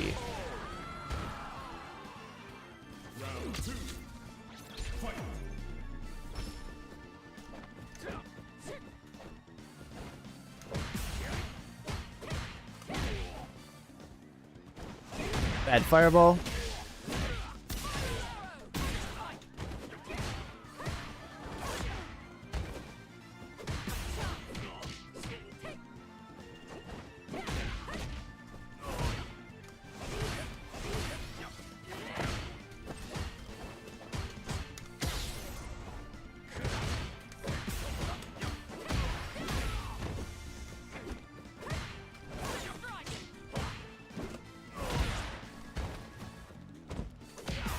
I tried to catch him by pushing that button, but no. And we just bum rush.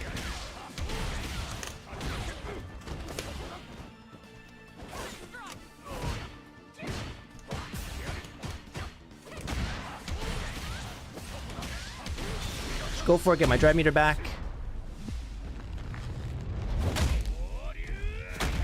Gotta watch out for a reversal or a jump here, so I'm gonna just play a little close.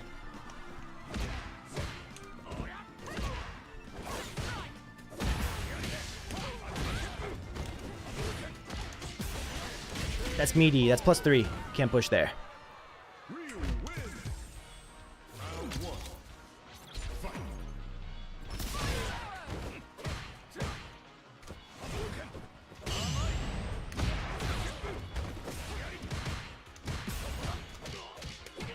Okay, I try to go for a walk-in throw there.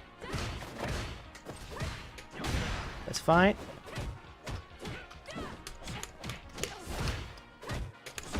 Ah, I messed up my combo.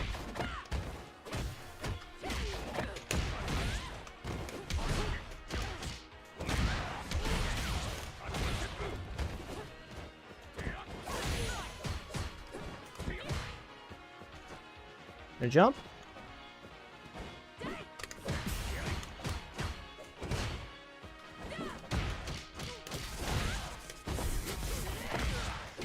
Ah, I tried to beat that on. Wake up.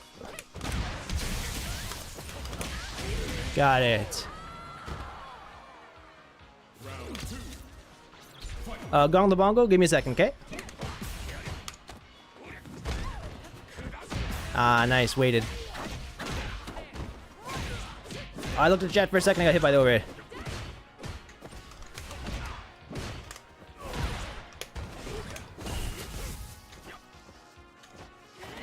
Ah, I tried to approach a medium punch that. Okay, I don't want to take it. Ooh.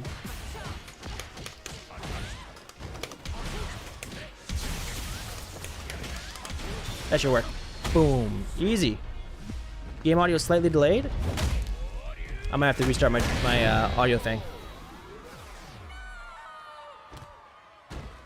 Okay, you know what? Let's stop this. I was basically able to do what I wanted to do with that. Played pretty okay. Let me try to fix this audio. Could just be a voice meter thing. One sec, guys.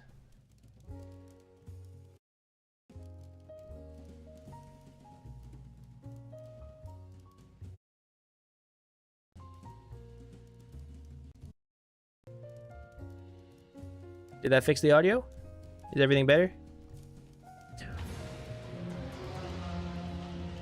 That should have fixed stuff. Let's find out if it fixed it. Yes, 100%. Good. What's the advantage of Battle Hub over casual matches? I get to see the level of my opponent. I can choose who I fight. So like if I go like this, I can pull up the list. These are all people around the same range as my Ryu right now. And let's say I want to get some Cammy practice. I can fight Cammy, I can fight Aki, I can fight Terry. I can see exactly who I'm fighting, load up, and get that matchup experience that's so important in every fighting game. Let me see. So this person said, Gongo the Bongo. Thanks for the follow, by the way. I play Zangief and I'm stuck between 1600 to 1700 MR. My problem is that I punish and play like just with instincts. I don't really know when characters are punishable and when it's my turn. What video should I watch to improve? I don't think you need to watch any videos, to be perfectly honest with you. I think all you need to do is actually like go into training mode, watch some of your replays, and figure out when you are at frame advantage, when you're at frame disadvantage, and the same thing for your opponent. Try to find holes in their offense, holes in their defense, and try to take advantage of it. So instead of just playing by instinct, actually learn when it's your turn. I don't think you need to watch any videos. I don't think that's going to help you. I think you just need to like sit in training mode and figure some stuff out. Also, K-Power in. Let's run it. I'm going to go into a different server. Let's go into Asia server 7. Okay? There's like nobody here. And Gongo the Bongo. That's a really typical name for a Zangief player, by the way. Sick name, though. I'm not trying to be negative with you or anything. I wasn't trying to talk down in case I came across that way. I'm just trying to say, go into training mode, do the work yourself. I don't think there's a single video that's going to give you the answer that you're looking for. And your time would be much better spent in training, practicing, rather than trying to find the perfect video to find that answer. All right, dude? That's what I would recommend.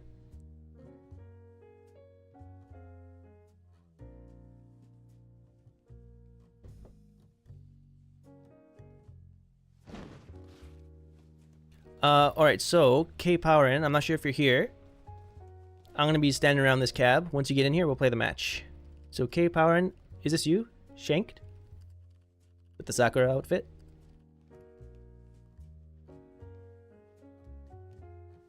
Is this you?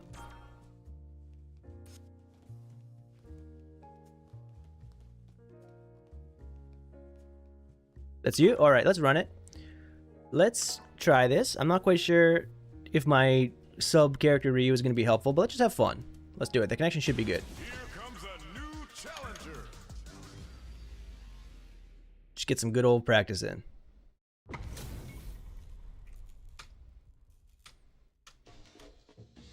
Round one.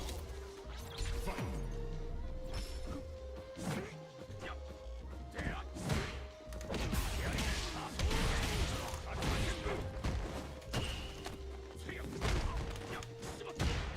Nice backdash.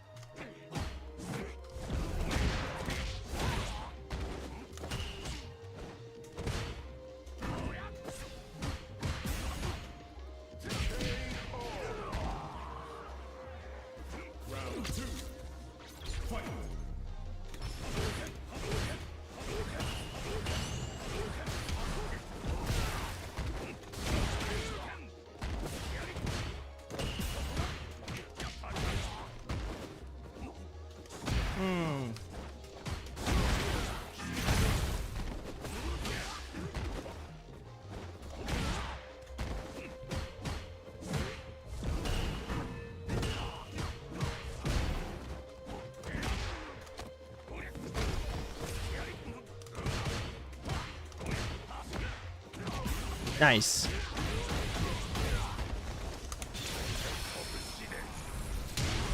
Good block.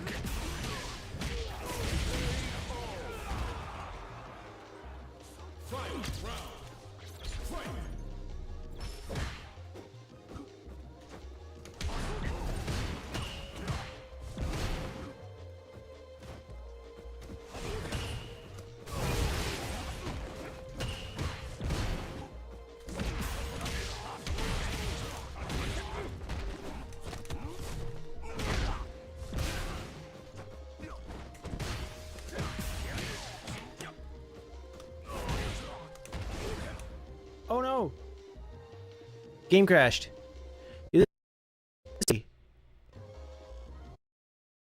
Street with me on Street Fighter 6. It's not my stream. It's the game. The game crashed. Yo, sorry, dude. The game actually like straight up crashed.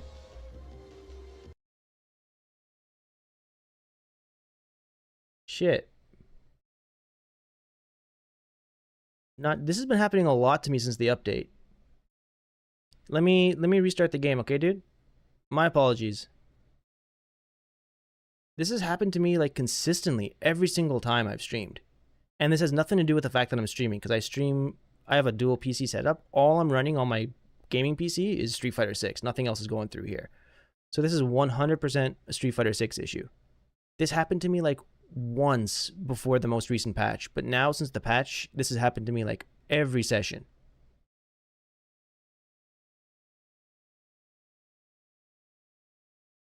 Sorry, chat, just hold up a bit.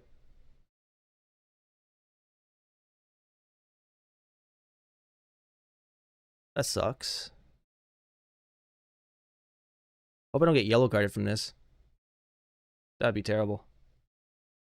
Are you on the latest driver? Yeah, absolutely. My CPU, so my current setup is a Ryzen 5 5600X, and I have a 3060 Ti. And then 32 gigabytes RAM.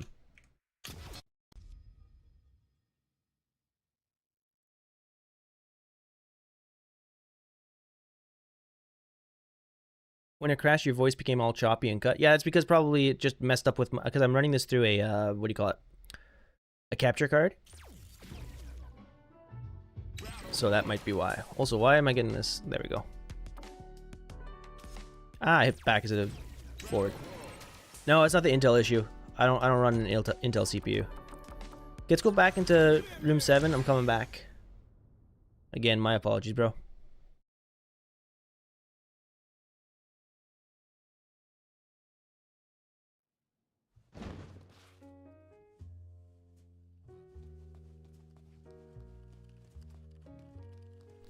Alright, I'm here. Let's run it again.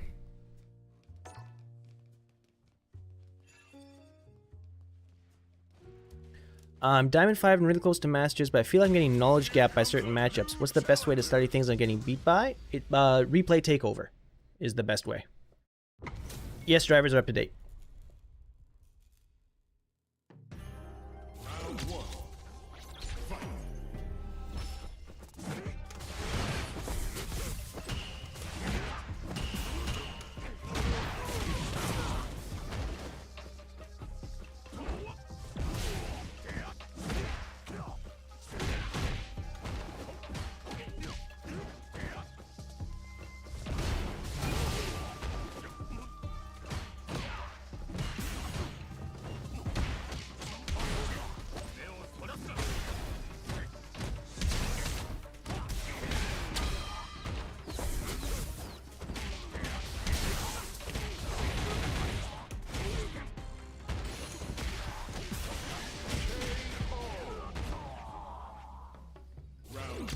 It was messed up? Okay, yeah. Just you. It's a you problem, not a me problem.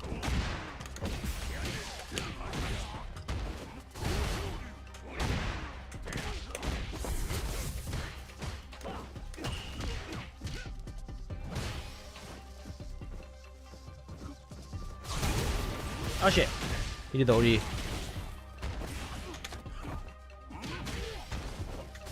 Nice block.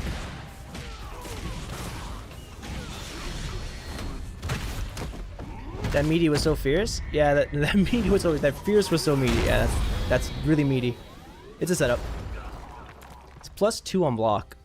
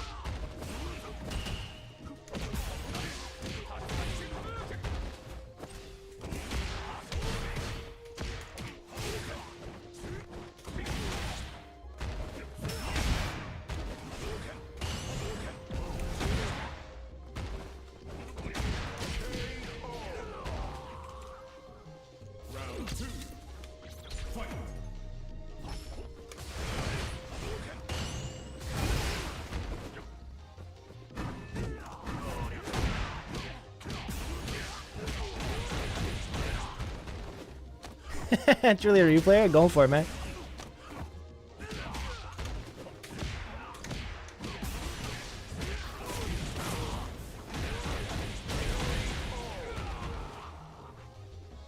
It's fun. Try to sweep.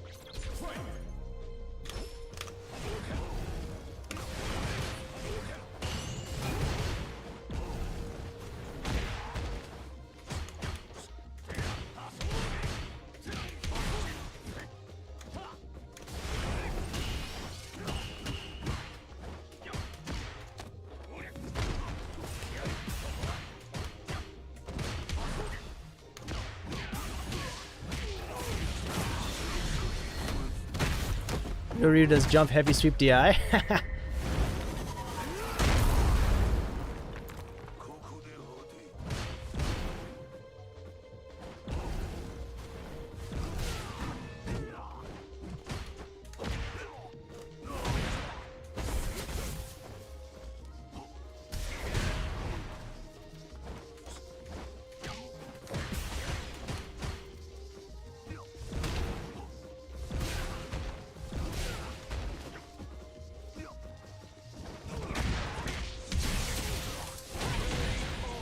That was a DP, I know it. That was a DP, it didn't come out.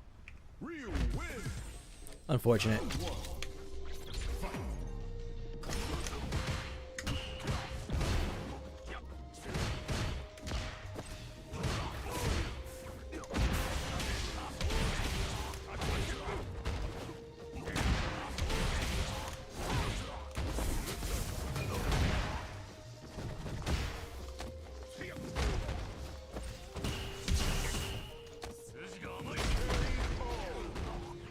A little heavy on the parry, I think.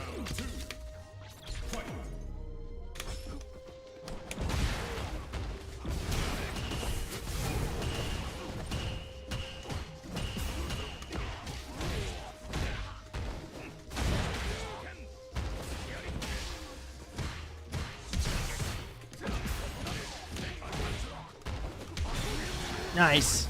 That was smart. I didn't think he let her rip.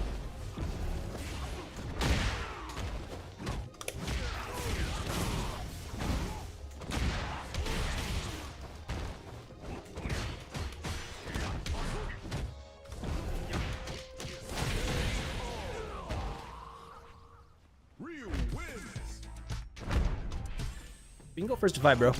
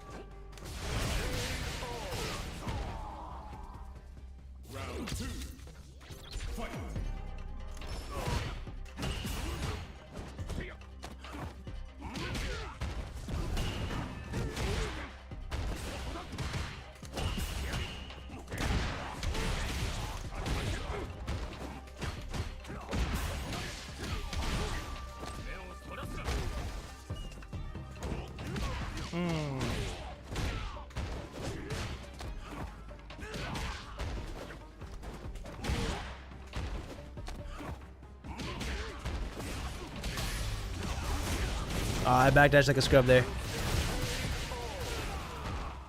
Audio keeps desyncing. Is that just for you or is that for everybody? If it's for everybody, I'll fix it. If it's just for you, it's just a you thing.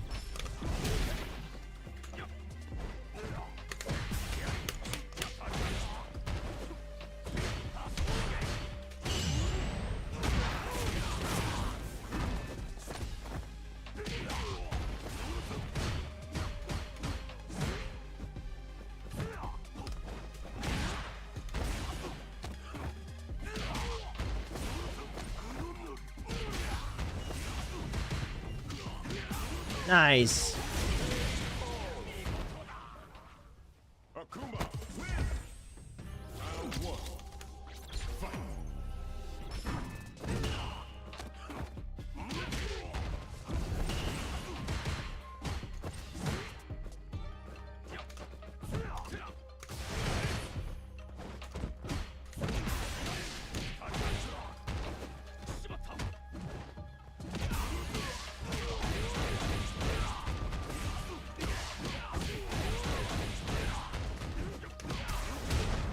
Nice. That was checkmate for me.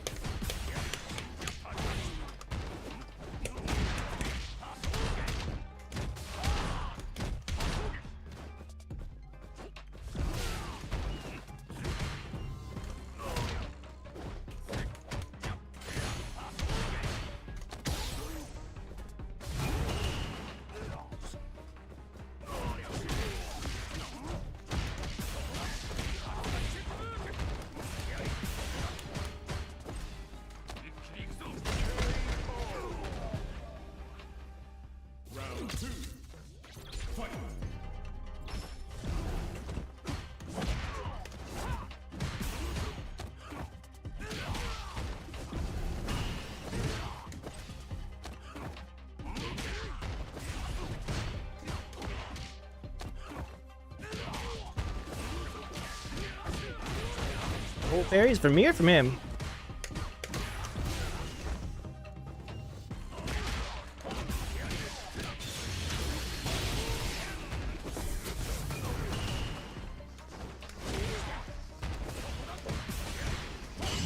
Nice.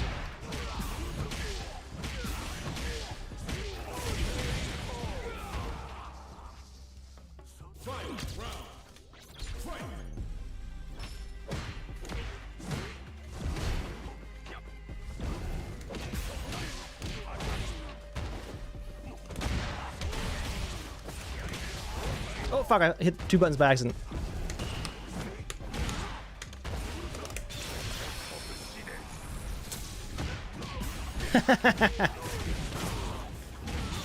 I can't believe I dropped that combo. I fat fingered it. I hit 2 buttons instead of 1. That was not supposed to be OD donkey kick. That was supposed to be a single donkey kick. Ah! Ah. Yeah. I deserve that one. Ah. Nothing feels worse than losing to dumb executioner, but good job for beating me after that. That was all on me.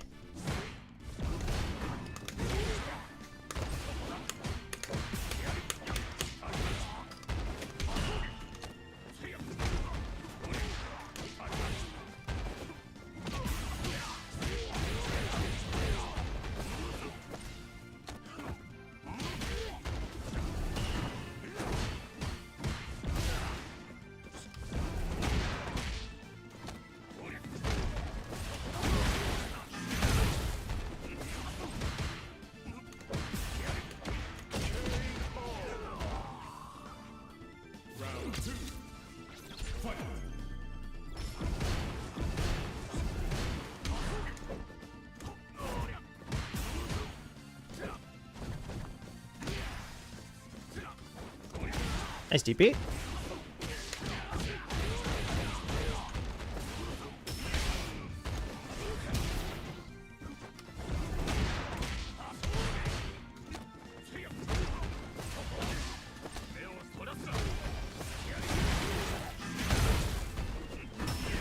Oh fuck.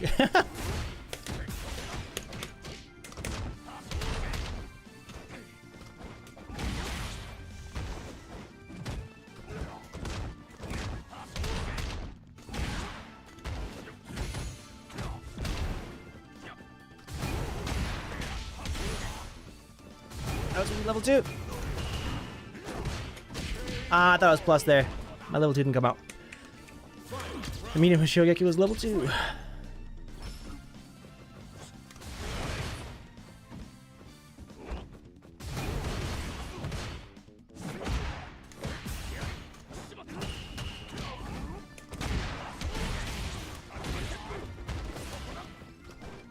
Nice patience.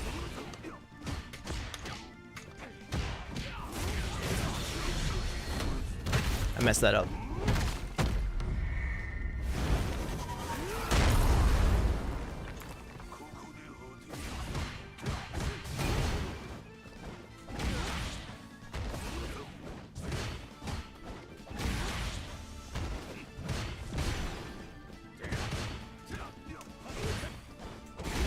Nice. Okay, you got it.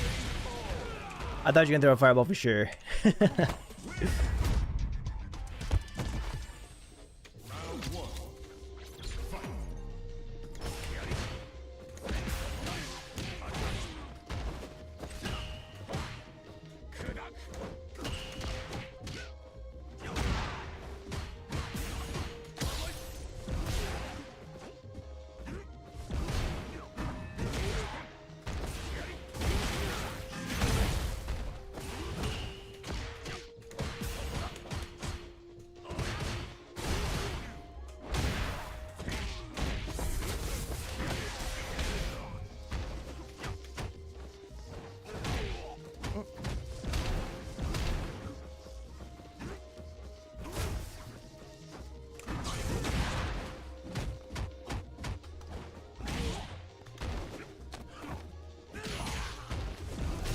Ah, fuck.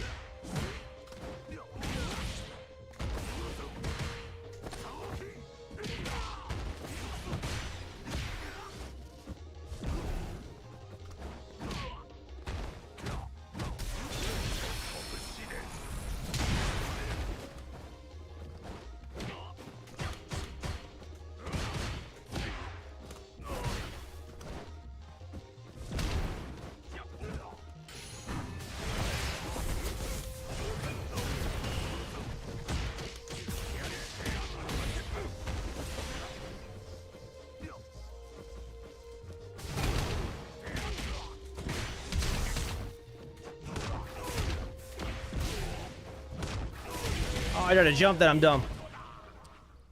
I thought I gotta jump that.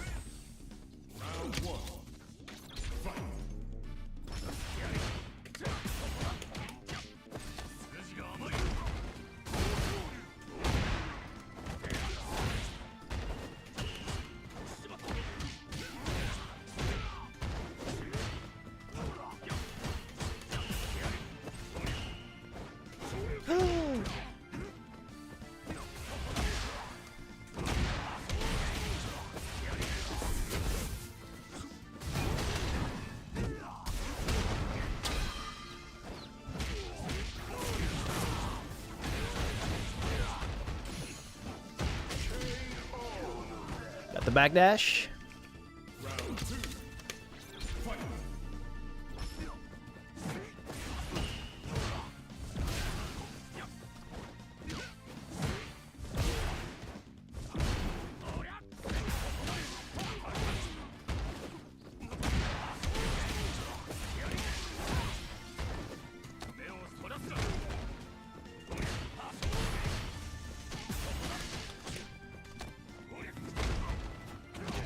Nice. I could have killed off that conversion too.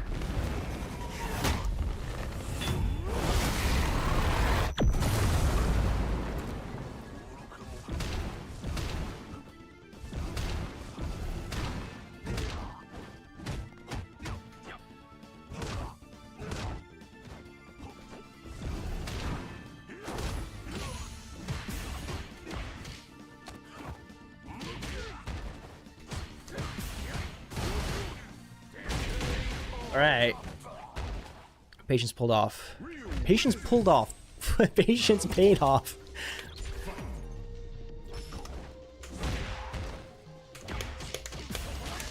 Ah, fuck me.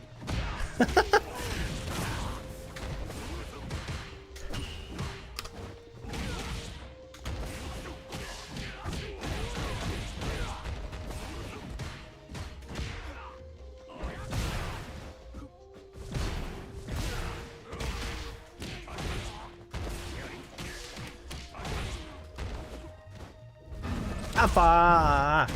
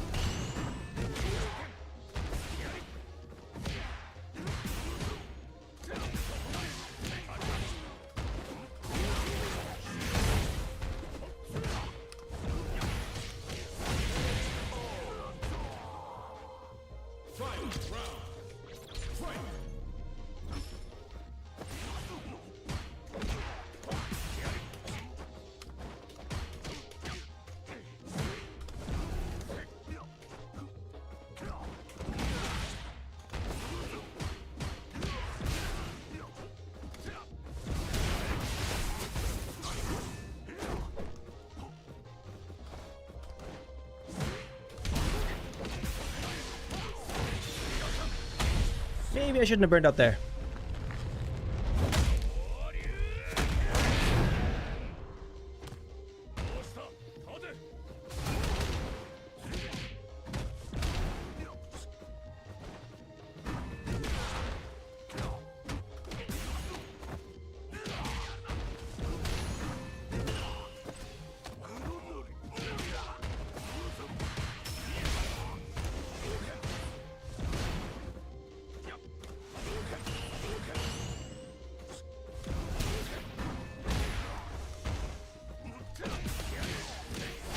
GG's, dude. That was fun. GG's. You almost got me at the end there. That was fun. That was fun. Went down to the wire. Yeah. But it was fun, though. Yeah, I got the fireball timing at the end there.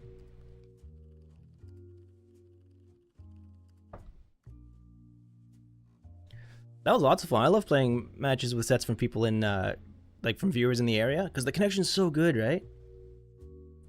Personally, I feel like I'm really bad at the Akuma Ryu matchup. It's hard to throw fireballs as Ryu against Akuma because Akuma's fireball game is so much better.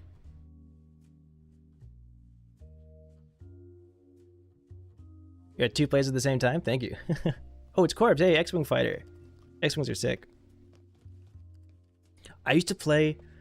Man, I'm going to show my age, but when I was like 3 years old, my family was actually pretty progressive with PCs. Like, my dad always had a pretty decent PC when I was growing up, so I remember I would be like 3 years old before I went to kindergarten. I used to play the, what was it? X-Wing versus TIE Fighter. Do you guys remember that game? Like the flight simulation game for Star Wars? That used to be my shit when I was like 3-4 years old. My morning routine before kindergarten, because I used to have kindergarten in the afternoon. My parents were cool. I would wake up, eat breakfast, and I would play Doom 2 for like an hour before going to kindergarten. Doom 2, Ultima 8. I know Ultima 8's not really a great game, but I was like 3, 4, so I didn't know. Ultima 8 before school, and then sometimes things like Commander Keen and stuff like that. I used to have such sick games growing up. I know like all the good goated PC classics. That was some fun times before kindergarten.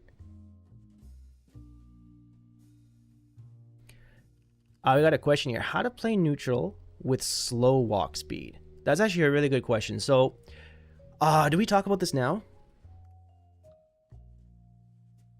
Oh, I had Alone in the Dark too. Do I talk about this now? How to play neutral? So, neutral means like a lot of things to a lot of different people, right? Let's go to main menu here. If you're talking about like whiff punishing neutral, like, I mean, we're gonna have to define what neutral is.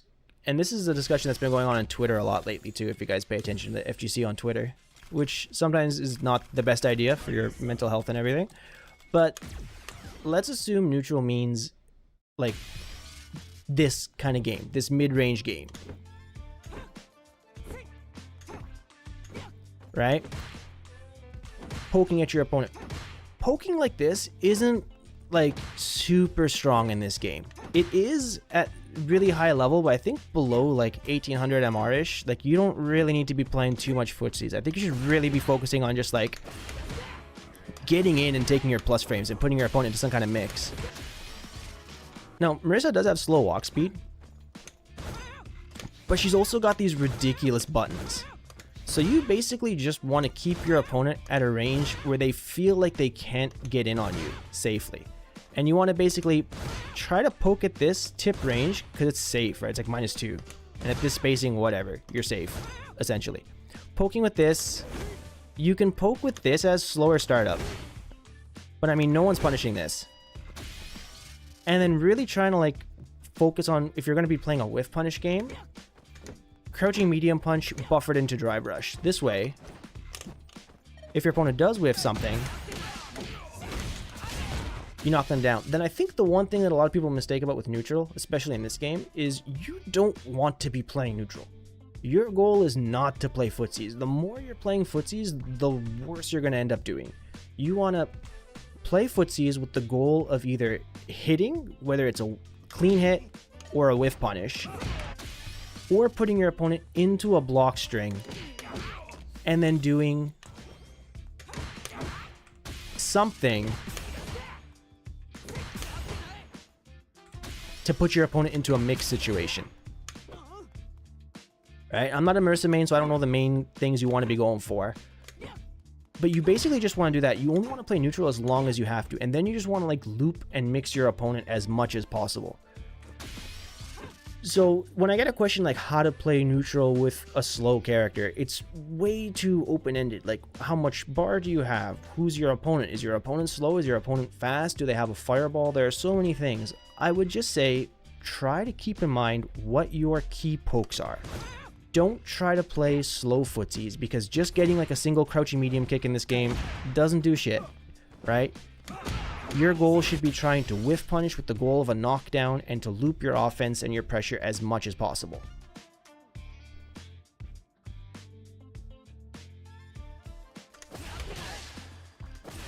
And of course, Marissa, this is pretty strong. Neutral drive rush medium punch. You're +6 on hit, which means you can go into it. Wait, can you go into it again? No, you can't.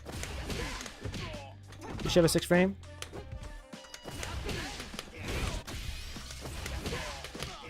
But you can get this kind of stuff. Like, this is good. Neutral drive rush. This. Drive rush this. Just put your opponent into, like, guessing situations. Then, you know, run your mix as hard as you can. But you don't want to be playing neutral too much.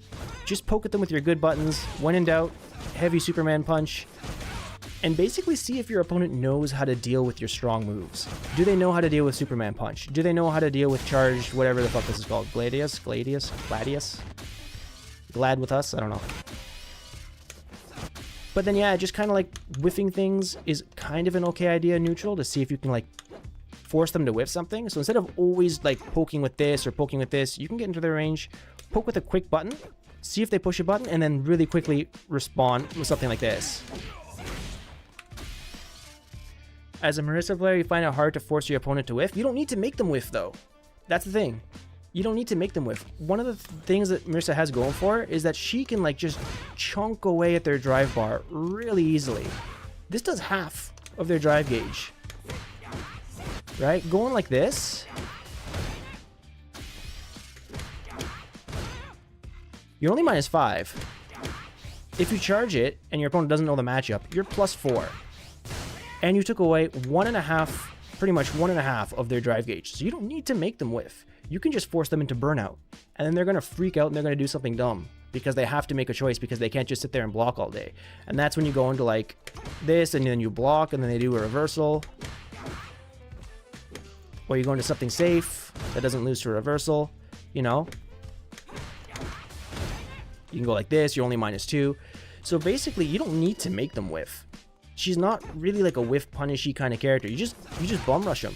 You get in, you make them block shit. You make them feel like they have to jump, and then when they jump, you try to go for something like this or something like this, something like this. You know, you make them freak out.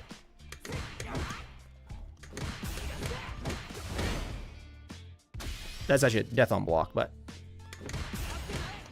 you know, see if they know how to deal with this stuff, and then work on chipping them out with their drive gauge. So you don't need to make them block. Sorry, you don't need to make them whiff. Don't focus too much on whiff punishment. This is only -3. This does half a bar of drive gauge chip. Look at this.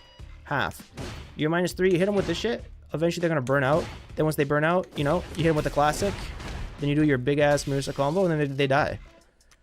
So those are the kind of things you should be focusing on, I think, rather than making them try to play this whiff punish game. Because if they don't whiff, you're not going to whiff punish them. And if you're finding it hard to make people whiff punish with Marissa, then you're playing a weak aspect of your game. Whiff punishing isn't Marissa's strong point. You know, she's not really that kind of character. You're not playing Akuma. You're not playing Ken with that amazing crouching medium kick. You're playing Marissa. What does she have instead of those characters? Safe on-block moves that you can charge to be plus. If you're fighting against really defensive opponents, you can charge in their face.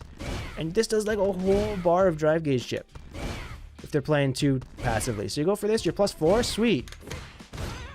You almost did 2 whole bars of drive gauge chip there. There, that's 2.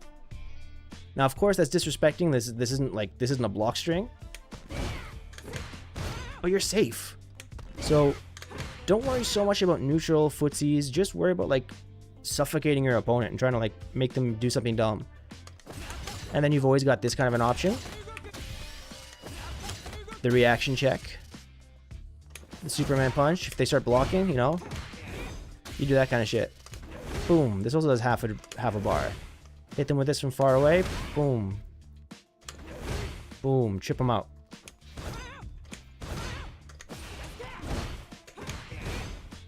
Work on that kind of stuff, is what I would say.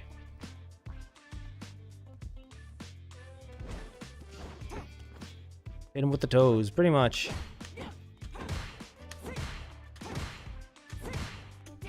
Make him scared to push buttons.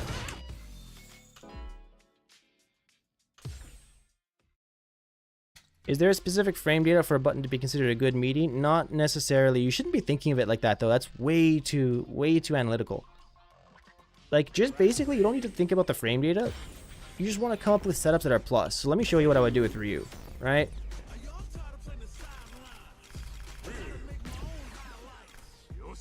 So let's say I'm trying to figure out a setup, right? You don't need to think about the frame data. I don't think of it in terms of numbers, because I think people get way too hung up about frame data and numbers, and it becomes this huge, crazy, confusing thing. Don't think of it like that. Look at your knockdown, okay? Let's go for a basic combo. Basic combo. This. Okay. I want to hit him meaty. Alright? So. That doesn't work. That doesn't work. That doesn't work. That works, and I'm +2. I didn't do anything in terms of numbers. I just kind of did trial and error, and I figured out that this works. So,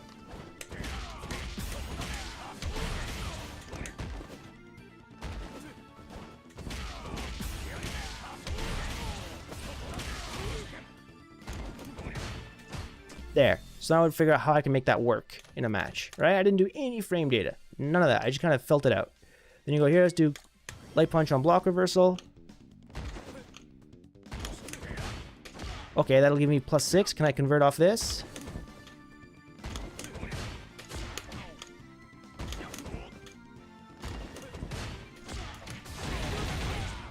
Okay, yes I can. So if I ever hit this in a match, that's what I would want to do. Standing hard punch, boom. Then I can hit confirm this. So I can go light punch, or let's go for a delayed normal throw. Let's try to react, okay?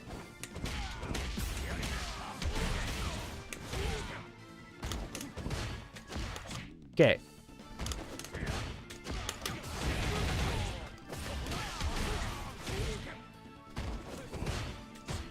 Okay, didn't do it. Didn't do it. Didn't do it. Did it.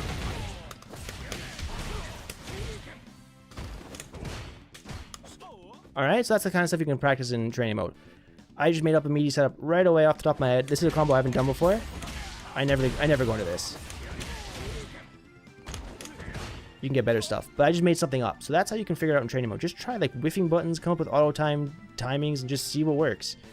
Right? Or like something like this. Okay, this leaves me +7, right? So let's figure this out.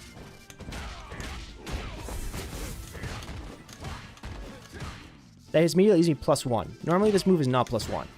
Normally this is -1, right? So let's see what happens if I do immediate timing. Okay, hits. Needs some timing to it.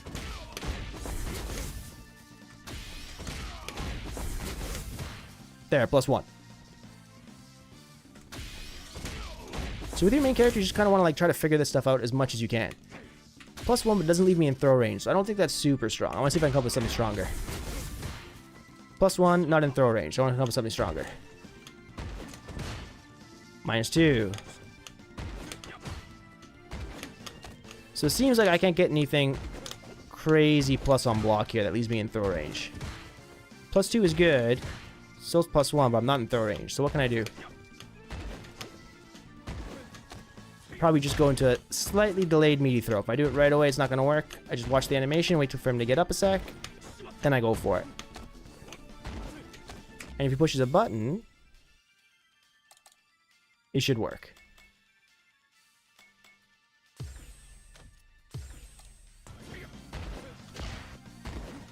There we go. So I just want to practice this timing to get it consistent against 4-frame attacks.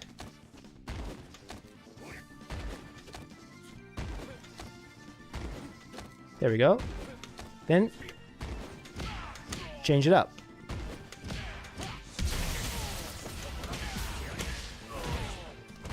Whoops.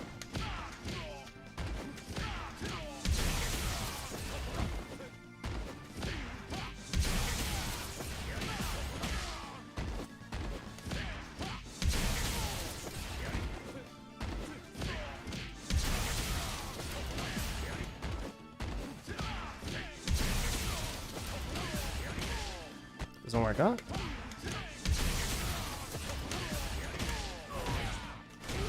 That works. Then you just kind of like load it up and try to figure out how you can make that stuff work. Figure out your best combo afterwards. All that good stuff.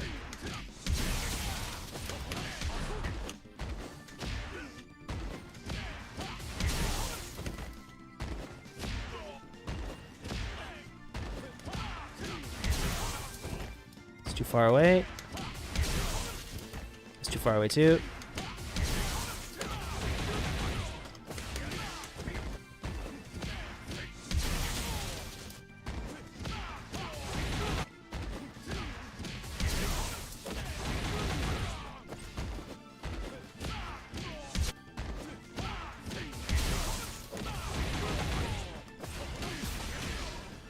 I'll get this.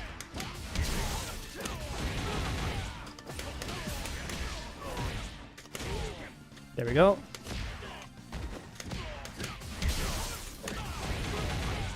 Or we'll probably even better there. Going like this.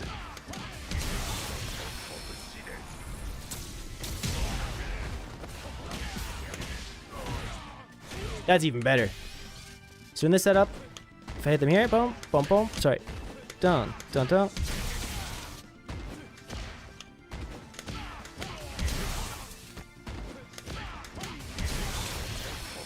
This, 1, 2. I think this works. If you want to cash out. Yeah, it does. So you can do that kind of stuff too. I mean, it all depends what you want to set up. All depends what you want to do. My hand's getting tired. Also, a little preview for my next stream. Something I want to talk about. Let's see if I can get this going. One sec.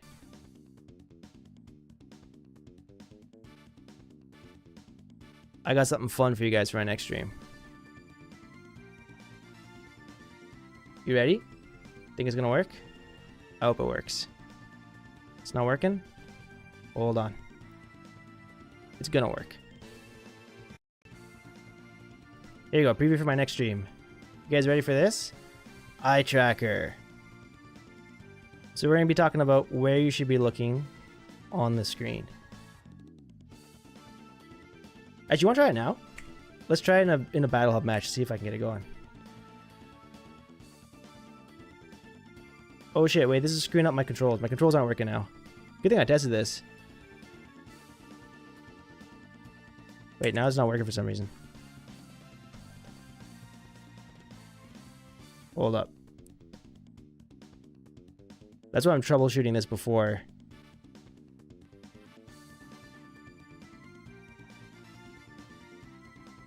Something's messing me up here. Why is it getting messed up? For some reason, it's not letting me input my controls. So if we go like this, with the eye tracker on, I'm pushing the buttons. Nothing's happening. Let me replug in my controller.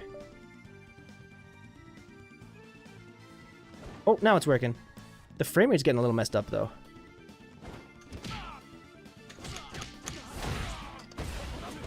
Oh, yeah, this is killing my frame rate. Like, intense. This is really dropping my frame rate. So I'm gonna have to play with this. I'm gonna have to try to, like, change some settings. But this is what I want to do. I might even just record this offline. I think doing this on stream seems like a recipe for disaster. Also, it's not quite tracking me exactly. Like, I'm looking at the 3 by Ryu's foot, and it's showing up off screen.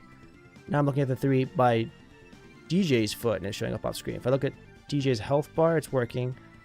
Drive gauge is working. Timer, my drive, my health. I'm looking at Ryu's head, and the thing's way off, so I gotta recalibrate this. Hold up, let me try to recalibrate.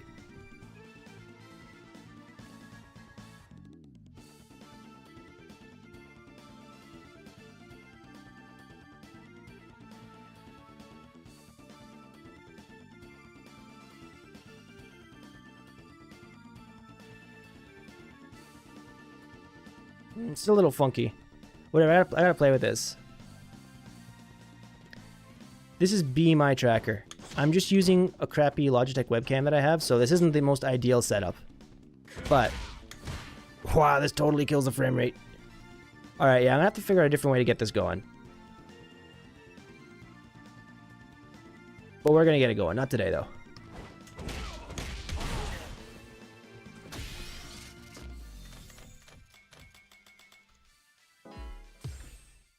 Gonna do one more Battle Hub, and that's gonna be it for me today.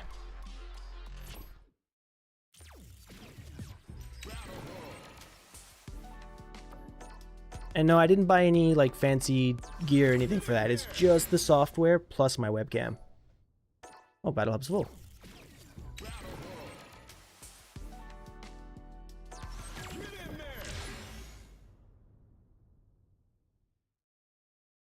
Might help if I take off my hat. Oh, okay. Yeah, I did calibrate it. Well, I got a comment I missed from Silent K. I recently came back to the game after a long hiatus. I played exclusively on pad all my life, but now I'm learning hitbox. My game fell so far, I feel like I never played before. What can I do? Practice. That's it. Especially if you're coming back off of a long break and with a new controller, everything's going to be super difficult. So don't get frustrated. Don't think about it. Just, you know, play. Get the practice in. I gotta do the, what do you call it, the Clockwork Orange deck. I just gotta like tape my eyes open.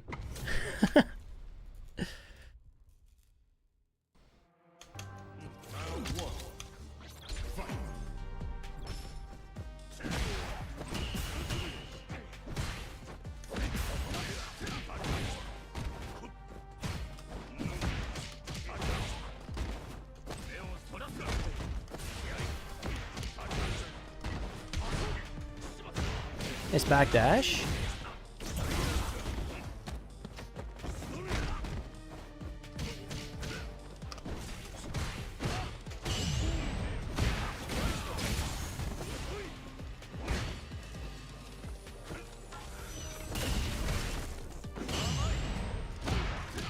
You guys like that berry? That was hype.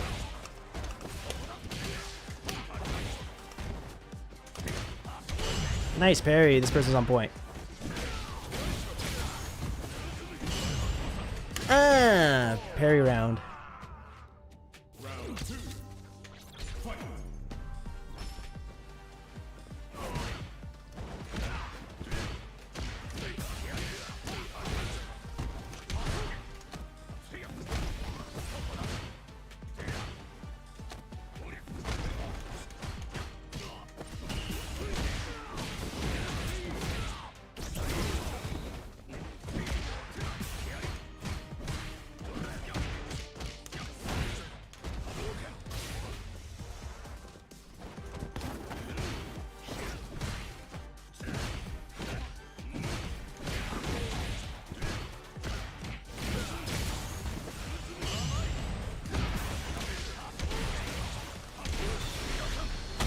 There we go.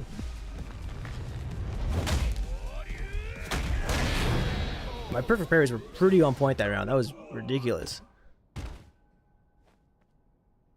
Real win. Round one. Fight.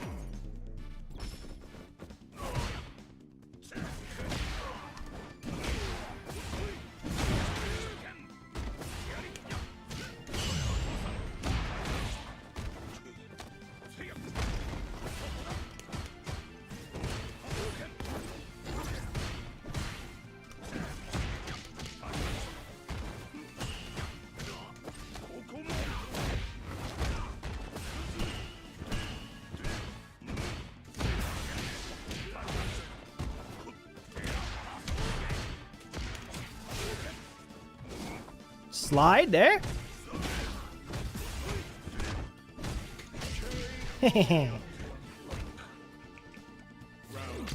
Oh, you fought this guy before?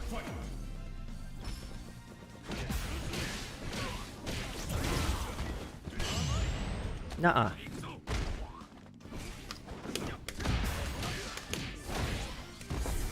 Power Crusher? Psycho Crusher?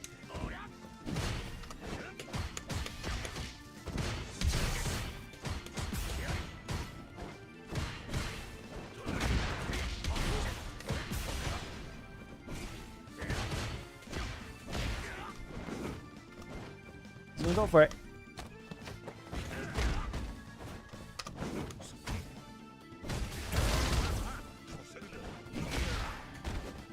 Nuh-uh. Boom. Haha, you can't do that. Real win. Round one. Fight.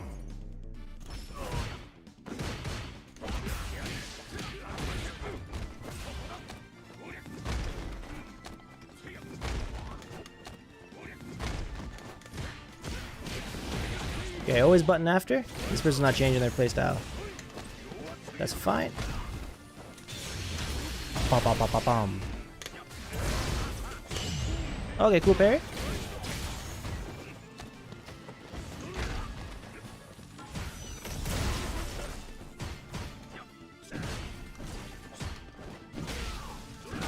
Oh, that's not what I wanted. It's input by me. Okay, feeling myself too hard. Gotta chill.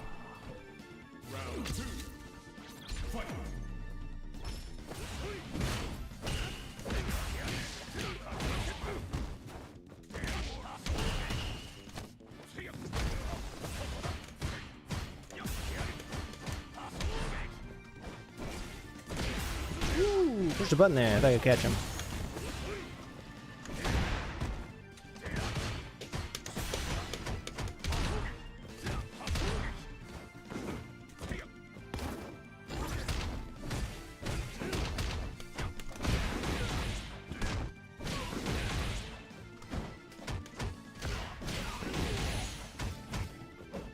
Ah, that's not what I wanted. That was missing, but ah. Alright, I deserve that one. So I think this person's always doing fuzzy guard, and I think that's something I kind of struggle with beating as Ryu. So it's the next thing I'm going to definitely have to lab to put into my game.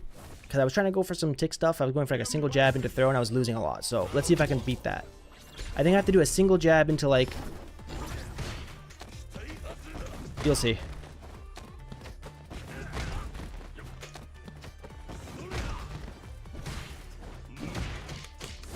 Probably gonna parry.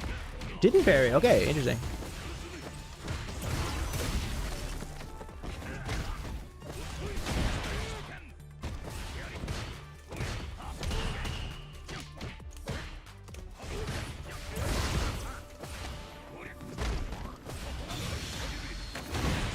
Nice. Did that.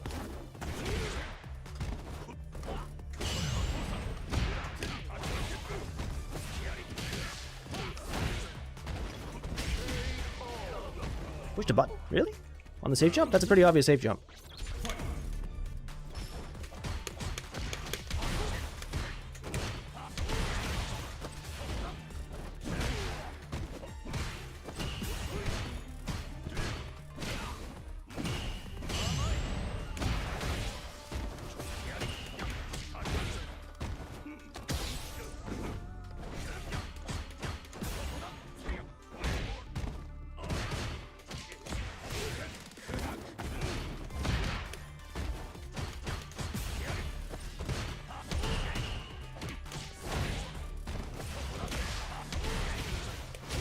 Let's go.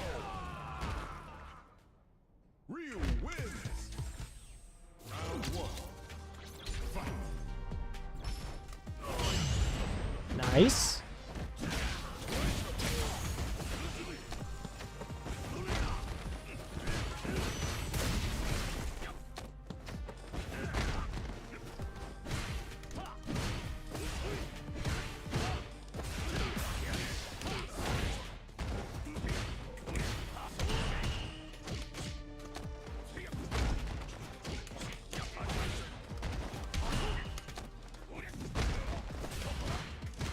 Push buttons. Okay, he's ready. I thought that would work for sure. I didn't let it rip once the whole time, so.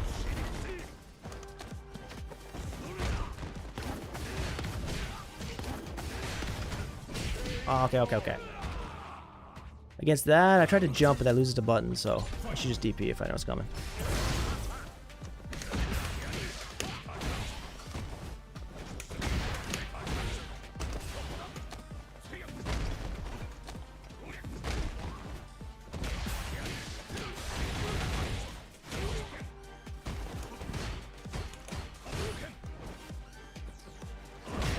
No sweep for you. Get out of there.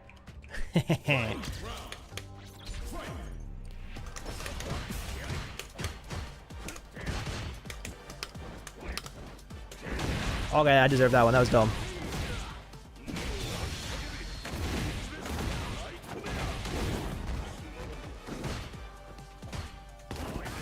Ah, fuck. Throw to the corner?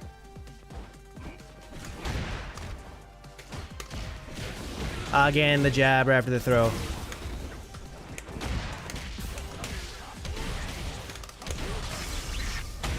Okay, that works. Burnout. Can't wake up with anything. Can wake up with super, though.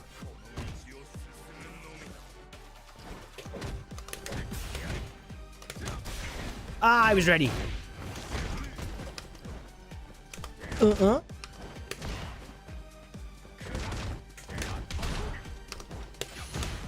Ah, I deserve that.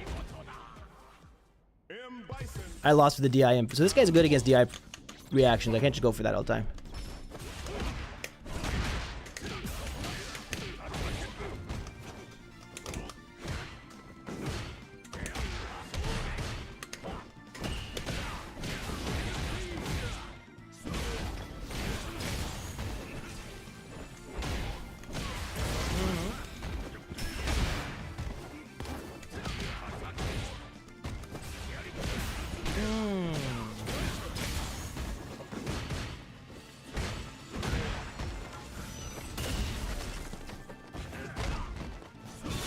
Nuh-uh. Nuh-uh. Let's go.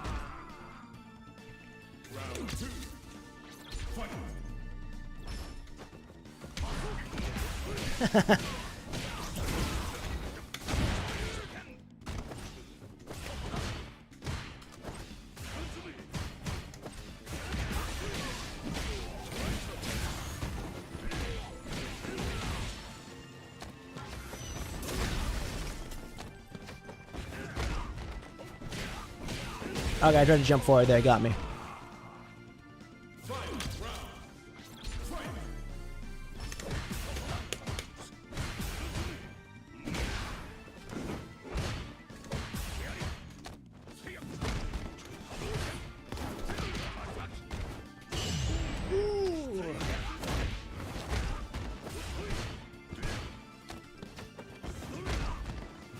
I'm dead. I tried to let her rip. Couldn't get it. Yep, it's over. No, it's not a mod. What's the score? 3-3, last one. Then I'm done for today.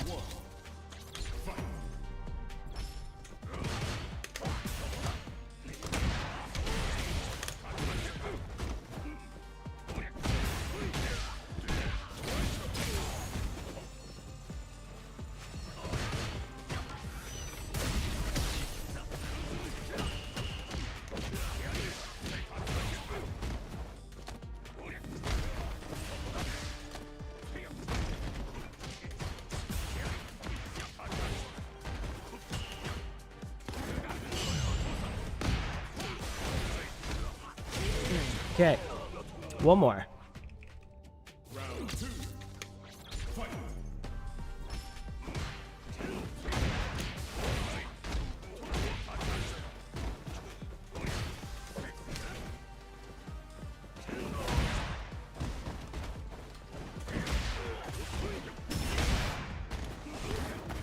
Ah, fuck me. That was the wrong idea. Shouldn't have DP'd with that.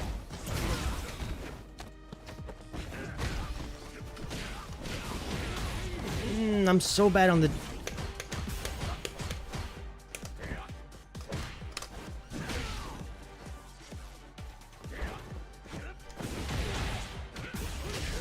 So bad on the guesses on there.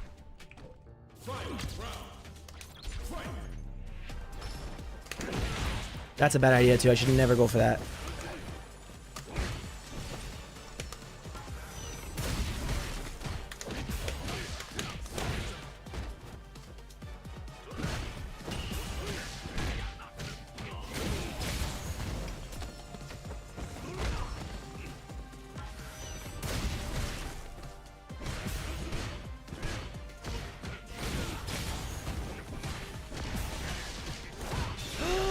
In the wrong version.